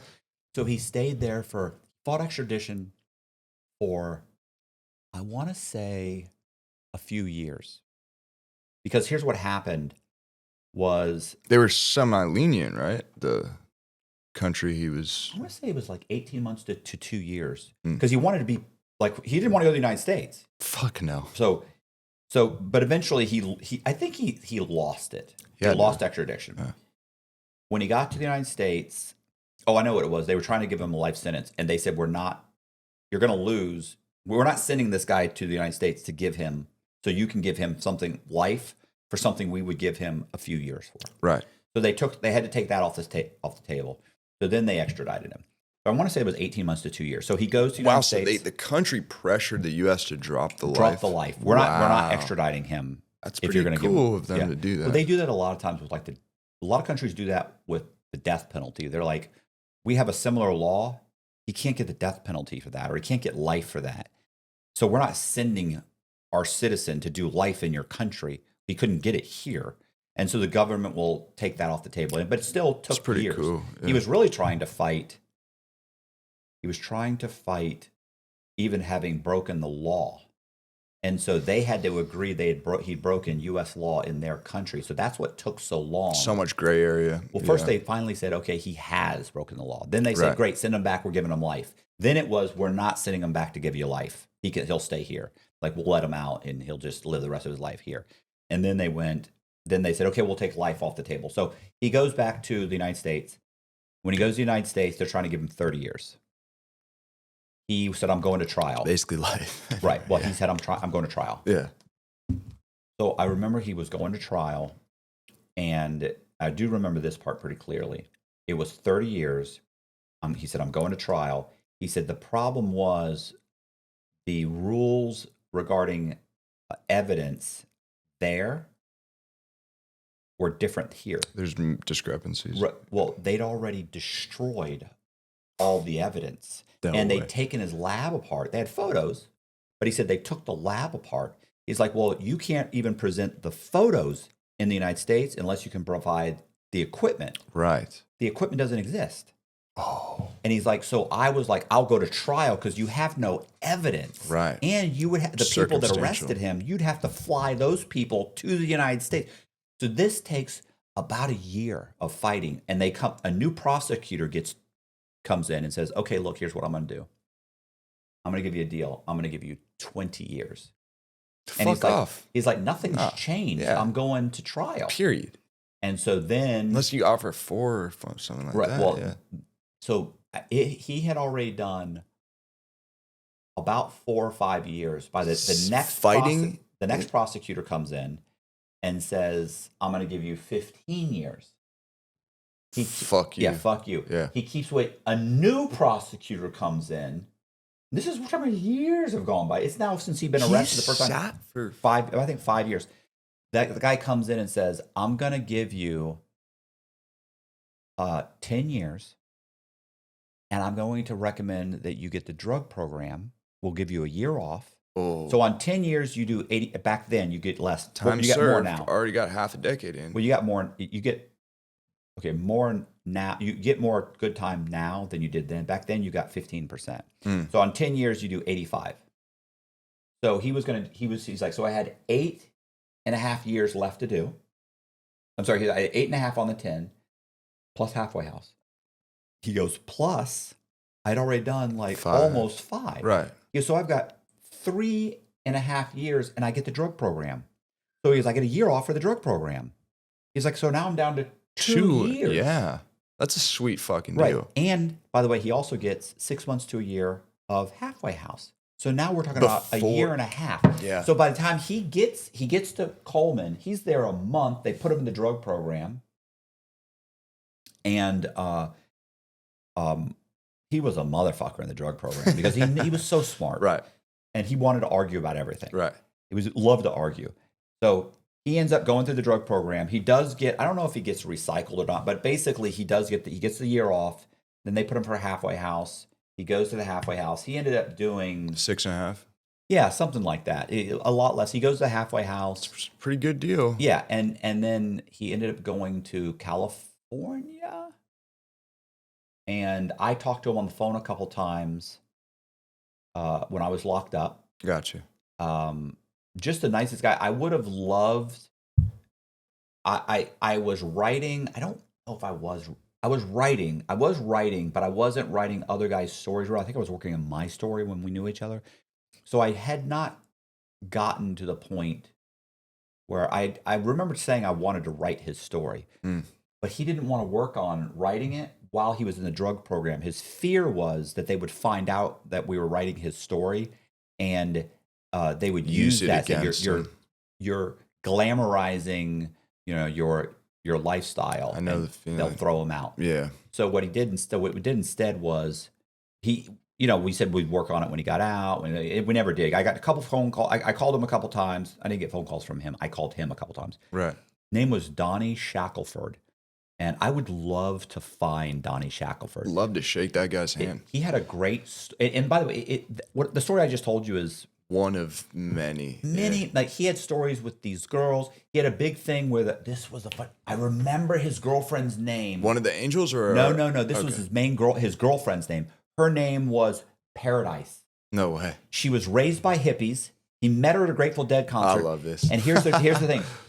She's the one who had access to almost all the money. And I mean, he had like $1 million some odd dollars. Yeah. He said, so when he would talk about her, he would get pissed. And he would say, and I'd say, yeah, but I thought you said she gave your attorney $200,000. He goes, because she had paid the $200,000 and disappeared. Oh, shit. And he's like, yeah. I go, she could have just taken the money. He's like, yeah. And this wasn't this wasn't an angry guy. Yeah. He was a hippie. Yeah. Only time I'd ever see him get angry. And he'd always be like, okay, I'm okay. Yeah. He'd go, well, if I ever find her, well, guess what? He did find her. Oh shit! He killed her? The last phone call I got, they were back together. And I was like, I thought you hated her. I thought you was like, yeah, I didn't really know. She was scared, bro. Yeah, she was scared. Didn't know. She didn't she's know. My paradise. The DEA's looking for people. Yeah. They're talking to people, and I wasn't around to answer questions, and and I'm thinking, boy, that must be a nice piece of ass to rip me For off real, fucking $800,000. Really, it was more than that. It was like $1 million that she really got. But I'm saying she did pay the $200,000, but right. she still ended up with like $1 million. Oh, so she got a whole amp. Listen, gotcha. I saw the articles. The articles were like $20 million in enough to make $20 million of worth LSD. of work. Damn. I mean, very, very smart guy. Really liked him. I would love to find him, but I don't know if you realize this, but I didn't realize this, but it's a very common name. And I'm not great at Shackelford? Yeah, I'm not great with tracking people down, right?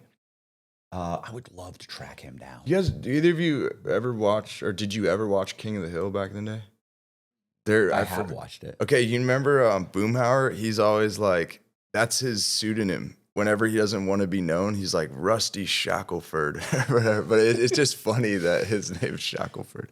But yeah, I mean, hey, the man shook Owsley's hand.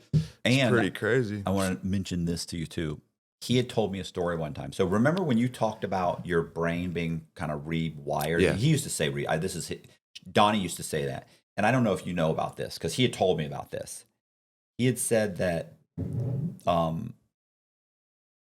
that there had been an experiment where whatever, researchers, whatever, brought in a bunch of, back in the 70s or 80s, where they brought in a bunch of mathematicians that had been working on mathematical problems that they could not solve. And they gave them LSD. They gave them all LSD over the course of a few days or something. And then within a week, almost all of them had solved the problems that they'd been working on. Yes.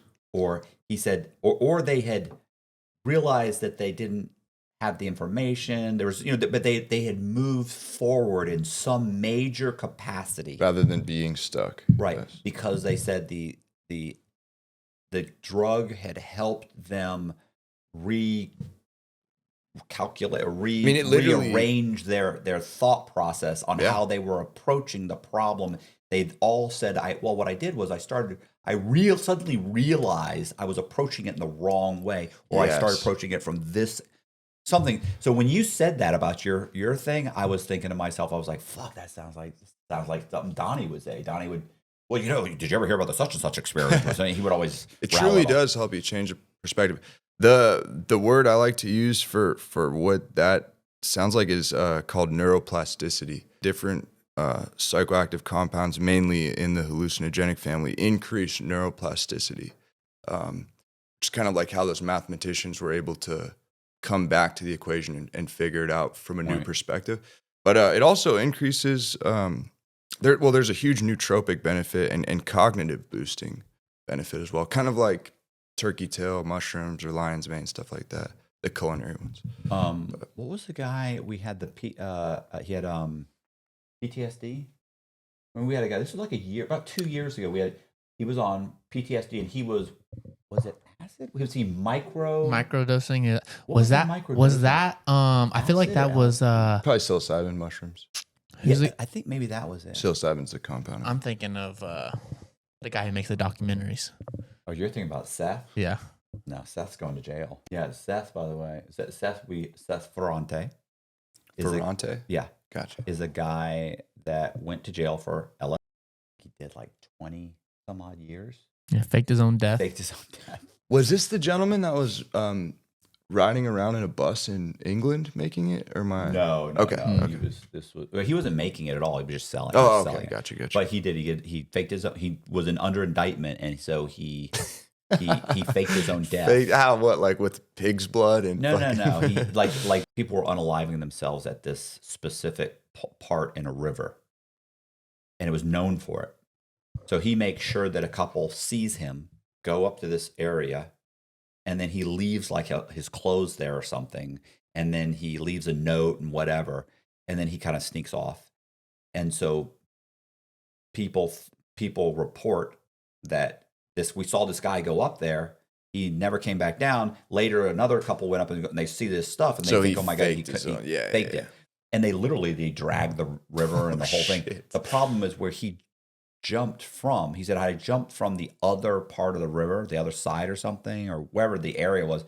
He's like, it brings your body to a certain area. And he said, and they find you. Right. He's like, they searched and searched and searched, and he said, they never found me. He's like, so they believe within 3 or 4 days, they came back and they said, we think that this was a hoax. We think this guy's faking it. Like, they figured it out pretty quick. And then they caught him months later or something. Right, and a traffic stop or some stupid shit. It didn't. So it only made things worse. Like, yeah, isn't that a huge felony? A federal one at that? 30 years and did 20 something. He got 30 years for L? Well, I think he went to trial. He's a maniac. What do you know the weight? And then No, but I'll send you his video. Yeah, I would love to. He talks about the experiences. Yeah. He talks about the whole thing.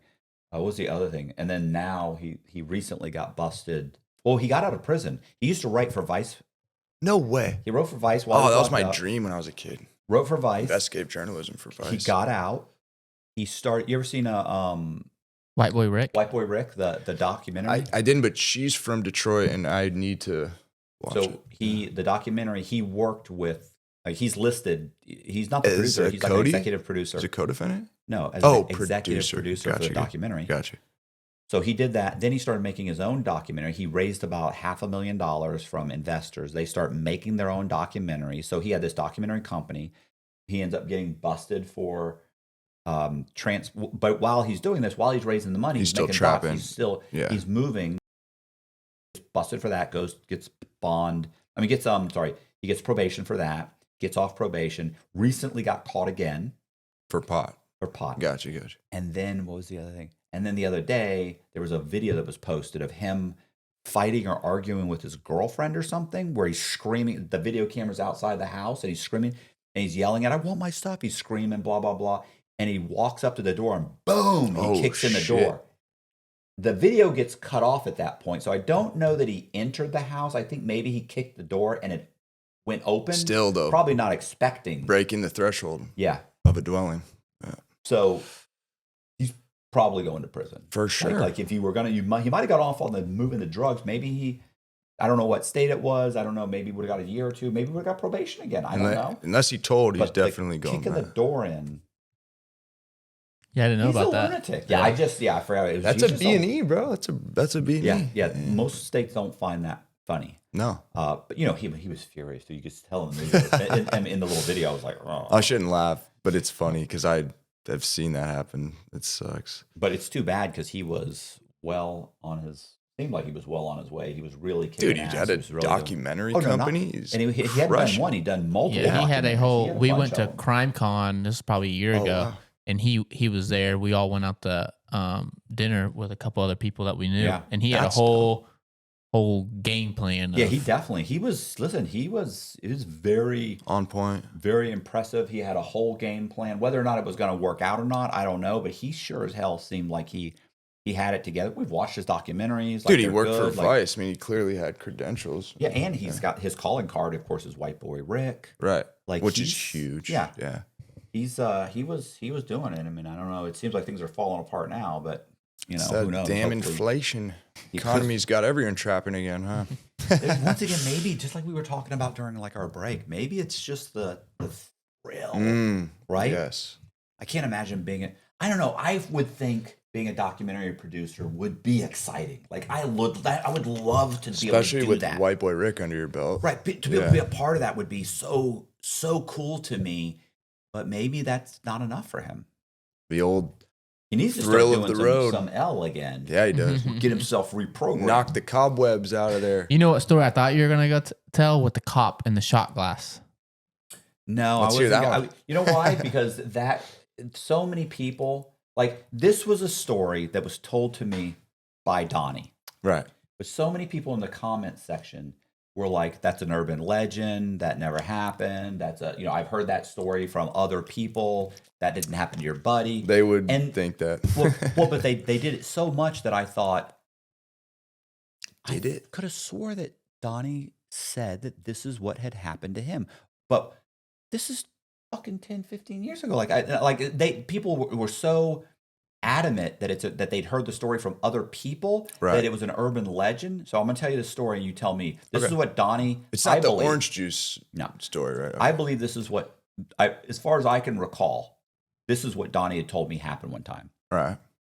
He and his buddy are driving to meet the Angels. Okay. So they're driving in a van. To drop them off work, presumably. Just to drop, right. So he said the night before they stayed in a hotel. Okay.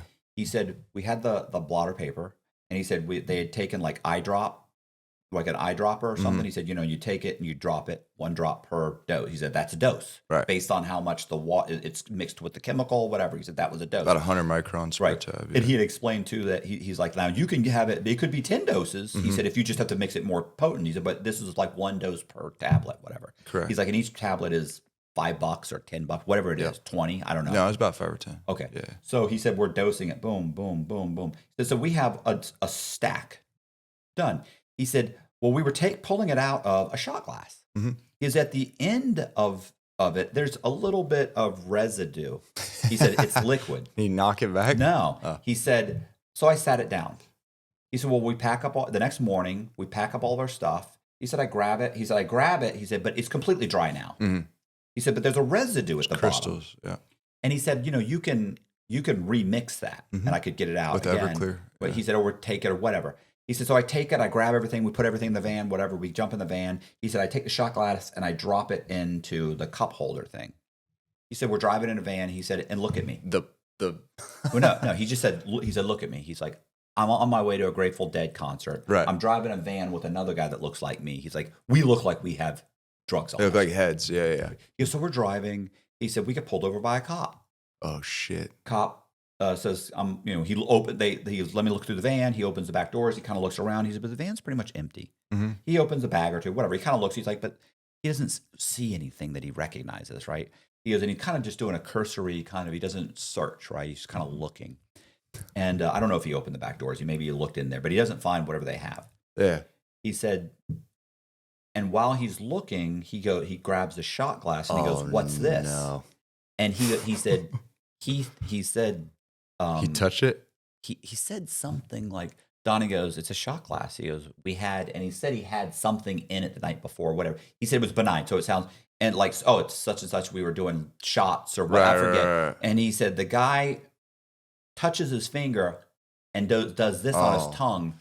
And he said, literally, when he did it, he said he and his buddy both went like he's like it was a reaction that I remember both of us were like, oh my God, what did he just do? Yeah. He's like, and he was like, he did it and he goes, all right, you can go. He said he dosed himself with 100 doses. He said that's how potent that was. At the literally, bro.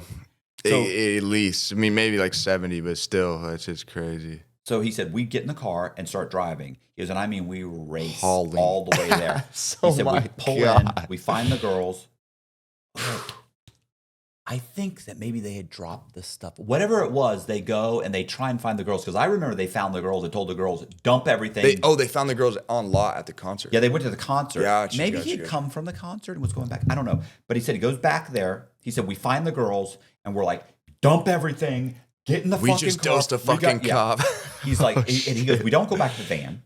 He's like, the van is rented. Like, we're not going back to the van. No. He's like, we have to find somebody that will get us. And he said, so while we're finding the girls, he goes, there's tons of people here. It's not easy to find these chicks.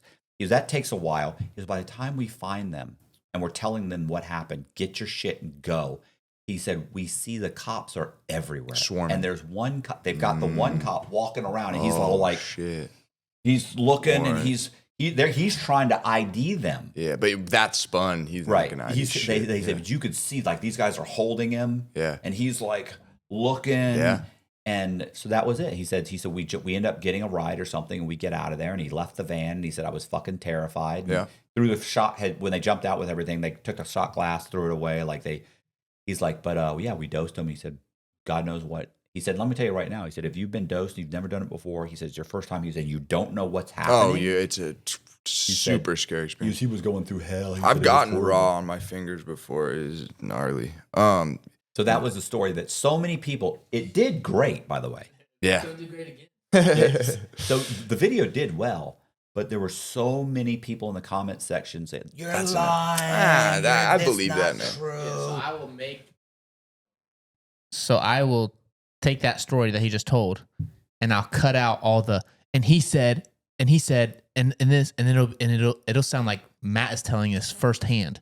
I did it. Like I did this, I did that, and then all the people that have heard the story before are going to be like, they're going to be in the comment section. Boy, this guy lies so much, bro. He's lived 1,000 lives. He's so full of shit. Yeah, but he never did But that. those of us that are tapped in know that's a real story, bro. Yeah. Because it does, when it evaporates, it does leave a crystal residue on the inside of the vial or whatever, shot glass, wherever you're using. So, I mean, it's very possible.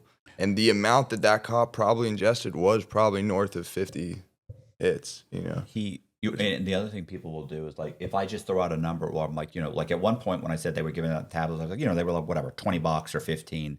Like, people will start screaming, he's lying. They sell those tablets for $5. I'm just throwing out a number. Man. I don't know what they cost. Y'all need to be easy on Matt and Colby. Well, it's good because the thing is, these are TikToks and Instagram reels where they're not people who sit and watch the whole podcast. This is some random guy who's just scrolling. Gotcha. So just fucking with you. Yeah. Well, they just people on the internet are just people. Right. But I say that because the engagement is good, good or bad, it's all good. It's good. Well, and I could see them dialing or zoning in on the little discrepancies, like he sold the hit for $50, and then later being he sold the hit for $5. But when you're having an organic conversation, I don't know exactly. I don't know if they're going for 10 or 15 or 20. But that part doesn't matter. Yeah. And keep in mind too, if you're dosing, maybe if there are 10 doses on each tablet, then maybe they are selling them for $20. I don't know. You know, who Yeah. knows? Oh, and I don't know what usually the rule of thumb is. Usually the rule is if it's your friend or family, $5, $4. If it's a custody, meaning like some rando, $20, $25. But $10, 15. But Yeah, he said they would, that cop probably had the best day of his life. that those the Psych. those girls would walk around and he said like they would. He said it's Charlie's almost Angels. He's like it's almost he said like they literally just kind of walk around and they say, you know, like they'll say L, you need L, some $10 doses. Yeah, an L, $5 an Yeah. L, whatever the cost is, you know, L, and he's like they just walk around and say they openly do it there, Yeah. and I'm like they're not like how do they? Because I remember when he was telling me, I was like, how do they get customers? He's like, Grateful they just walk Dead around. bro. Yeah. He's like they're all fam, bro. Yeah, like, they I are. was like, It really is. Not all of them are fam, most of them. right. But there's no real trouble there, is what he said. You're not going to get not. any problems from them. So it's a community based off of love. Like love, hugs, and Love. good energy. But yeah, there's still some shady characters in the Right. fam. So, Yeah. You're always there's always going to be that. What an interesting guy, though. I'd love to shake his hand. That's what I'm saying. I would. He had. I wish I had, like, and I did. That's not even true because I did try. He did. I remember he didn't, because we did start to write like an outline. And the book. And he stopped. He wouldn't do it. He was like, nah. I was like, let me write an outline. I can write it without you. It might not be perfect, but I can write it without you if I just get an outline. And we started, and I think he was so nervous. They was like, no, we'll do it later. We'll do it once I finish. I was like, once you finish, you're going to a halfway house. No, we'll still have some time. And we didn't have time. You know, I was working on something else, and we needed a week or two to work on the outline, and it didn't happen. But he had some great stories that he could have told. It would have made a great synopsis. Would have made a great 20 or 30 page story. I don't know about the whole. It sounds like it. I don't know if I'm sure I could have written an entire book, but even if I just been able to turn it into A mini synopsis, bio right? or whatever, yeah. You know, and I just, like I said, you see how my memory is. Like I don't know enough in detail. You got a pretty good memory. Listen, do you remember the times I mentioned that story about playing Risk? Mm-hmm. So Donnie was one of the guys playing Risk with me at the thing, and when the guys are all yelling at each other and screaming, and when I first got locked up, a guy told me one time, he's like, you know, because I remember going, man, I can't do this. He's like, listen, he said, you're not going to believe this right now. He goes, but you're going to meet some of the most amazing people you've ever met in your life in federal prison. True. He goes, and there will be a time when you are laughing and joking with these guys, and you are going to think to yourself, there's no place I'd rather be. For a moment. Yeah. Or just a moment. And I remember I looked at him and I thought, I was like, you're fucking crazy. That's never going to happen. But it happened. Yeah. Probably 5 years later, it was me and Donnie, and there's like 3 other guys, and we're playing Risk. Remember, Risk takes forever. Yeah. You can't play course. 2 hours Risk. Right, It's nah. a 12-hour game. Yeah. Like and we Puts could Monopoly to shame. Yeah, and you can't sit down for 12 hours in prison with a bunch of guys from different units. So Right. each game would last days. We had a chart. You know, you have so many Just people having in the time of your Bulgaria. life. You got Yeah. 12 this. You got 14 armies here. You got this. So we would go and somebody would check it out and set up the whole board, whatever. The point is that we're sitting there one day. We're ordering sodas. You know, there'll be the soda guy. Right. We're ordering soda, and hey, let me get some coffee. Make a burrito. Yeah. Give us such. Yeah. Maybe get a burrito. Get it over here. And so we got our food, and we're sitting there. We've been playing Drinking for an hour. a Cadillac. Yeah, and then and like, you know, Donnie has a deal with this guy Todd. And if you promise not to invade me here, I won't invade. Right, the game's getting deep. Yeah. Right. We got what do they call them? Alliances. So some guys are alliances. Some guys we have an agreement. I can fight you here, but I will not invade you here. Right. But I need to move my armies. But you have to promise. Okay, so now we have a pact, right? We have an agreement. And so we're sitting there one day, and suddenly, this guy's turn. Let's say it's Donnie's turn, and he has an agreement not to invade like Alaska or something. And he has a good spin, and he takes all of his this guy. And the other guy, by the way, the guy in Alaska has moved all of his troops out. All right, he's like, we're hit. Donnie takes all of his troops and puts them, boom, like right into Russia. And he's like, what are you doing? And he's like, bro, I'm sorry. I mean, I can't go into here and I can't hear. I'm stuck. The only place, he's like, we have an agreement. Yeah. And he's like, I know, and I feel bad, bro. What the fuck? I mean, so they're screaming. Yeah. And the whole time this whole thing is happening, when they're coming up with this agreement, I don't want him to invade me, so I'm going, you can't trust this motherfucker. Are you serious? He's a drug dealer. Yeah. Like, we're all yelling, you're a con man. What do you know? I know drug dealers, and Like, he's you're a fraudster. Yeah, exactly. So we're screaming. And so sure enough, like he invades, but we were screaming and laughing so hard. And I had that moment, and I remember thinking, there is nowhere. Like, this is a great group of guys. Isn't that crazy? Those nowhere moments? I'd rather Yeah. be. And it than lasts. right here. It doesn't stay, but it does. No, but you it's a have fleeting those moment. moments. Yes. And that was one of those moments. And when I had that moment, I remember immediately it was like deja vu. Right. You Like, remember it hit the conversation. me, and I remembered the conversation from 5 years The ago. guy saying that moment's gonna happen You know, and I can tell Crazy. you right now, we were leaning on the rail. on the top tier. We were on the top tier, Yeah. leaning on the rail. I was in Marshall's custody. I was in Union City Jail in the Marshall's custody, though, Right. in Atlanta. And we're sitting there, and I'm leaning, and I can remember the guy who was telling me that. Wow. And I just remember, and that moment hit me, and I thought, You know, that's a very interesting story you just brought up, because there are those moments, whether you're just laughing with your cellie, telling stories, or playing a good game of pinochle, or you know, watching a movie with the fellas, where you guys are just laughing, and it really does feel like you're in a garage with your family at a barbecue or something. I mean, it really does feel like that. It's crazy, but you know, doesn't last. You wake up that next day or whatever, and you're like, oh, there's a white brick wall right oh, here. listen, I woke up for 10 years, and my first thought by waking up for 10 years was, fuck, I'm still in prison. Right. What about this? When you have a dream that you're in prison and you wake up in prison, that's the best. Have you ever had those? Yeah, I've talked about that before. It's the It worst. took me about 2 to 3 years before I stopped dreaming about the outside. And you have like a year or so conversion where Right.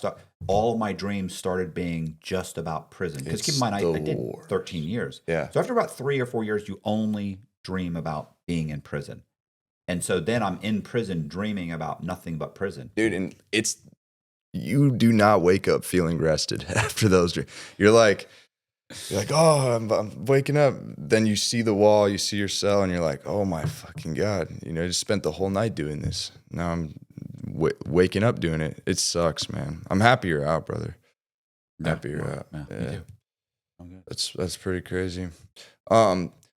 Out of curiosity, in the feds, so you guys don't have TVs at all in your cells, right? No, not in your cell. Okay, so that was a big difference for the state. We had TVs, like little clear plastic Why ones. I would never leave there's no reason to leave the cell. Right. Well, the reason I bring it up is because I feel like it does keep the violence down to a certain degree. Oh, absolutely. I've said that Yeah. over and over again. That the TVs TVs. are they're babysitters. Right. Like, they would always threaten us to take away the TV, and I'm taking it away for a week, but 2 days later they give it back to you. Now in the feds, y'all do like the white guys' TV, the Mexicans' TV. It's Yeah. like that, right? Okay. Yeah, we had the white guy's TV room was the cracker box. The top 10 country music songs is what we used to watch on Saturday. That shit was funny. Yeah, I don't know if it's. I want to say it was Sunday. Or Sunday or It was something. Sunday. Yeah. Oh, listen, they watch horrible programs. They watch Cops. They watch, and Naked and Afraid. That was a big one. Alaskan Bush family. Yeah. Gold Rush. Gold Rush. Yeah, Listen, Parker's they Gold watched Rush. Gold Rush so much, I got into Gold Rush. Right. Where I was like, God, I like Parker. He's Yeah. good. Yeah. That's funny. What was the other one they would watch? God, what's the guys with the ducks? Duck Dynasty. Duck Oh yeah, Dynasty. Duck Dynasty. They would watch It's the white boy shit in there for sure. what Yeah. was American Idol. Yeah. These are grown men watching American Idol, arguing about it. For real. Getting in arguing fights. about- what are you doing? That's just funny. Yeah. So what are you doing? What now? So now, man, Wait. Where'd you meet your wife? I met her in Denver, or just south of Denver. I figured that. Yeah. Okay, do you have a little more specifics? Yeah, I mean, it's not like, you know, I met her at some event overseas. I met her on a dating app. Met her on Tinder. Is it 2 out of 3? Is it 2 out of 3 marriages or relationships are based on, or is it 3 out of 5? Right on now? dating, right now, dating. I apps? believe that. I would say 3. I mean, I would say it's the norm. It's more than not. Yeah, I mean, we met, and you know, it's crazy.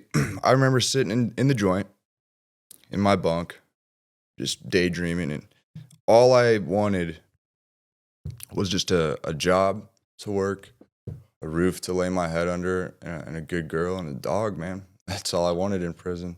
And sure enough, yeah, I met her and she saved my life. She's a good woman, bro. You know, Midwest gal from Michigan. She's worked her whole life, and She's yeah, tiny. she is. She's a tiny little thing. Yeah, but How tall are you? 6'1" on a good day. 5'1", 5'2"? Yeah. Yeah.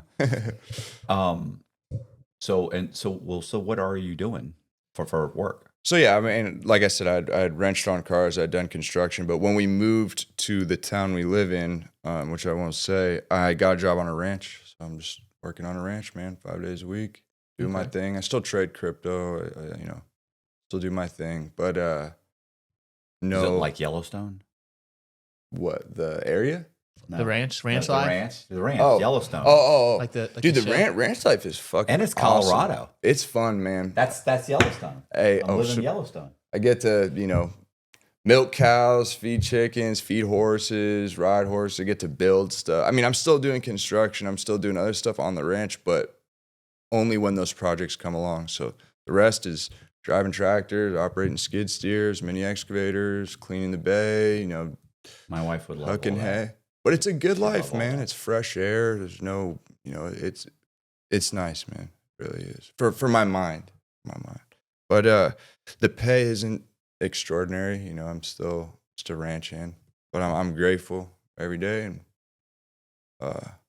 for our future, like when we have a kiddo or whatever, the area we live in is far better than Denver. Right. So I'm excited about that. But yeah, man, ultimately I'm trying to, you know, get in a house soon. Obviously one day maybe start a business. I kind of like the idea of buying a business that's already running well and just Right. operating that. But yeah, man, that's where we're at. I stay away from hard drugs. Hey, you guys, I appreciate you watching. Do me a favor, if you like the video, hit the subscribe button, hit the bell so you get notified of videos just like this. Please consider joining our Patreon. It's $10 a month. We put Patreon exclusive content. Also, do you have like a YouTube or anything like that? Yeah, I got a YouTube. It's called More Than a Number. And if you want to look up my music, I make music under No Face. My Instagram's OHM_NoFace. We're going to put all of those contacts in the description box, and click on them, go there, subscribe, follow, do all the things that, you know, you should do or want to do or whatever. Really appreciate it. You watching. Thank you very much. See ya.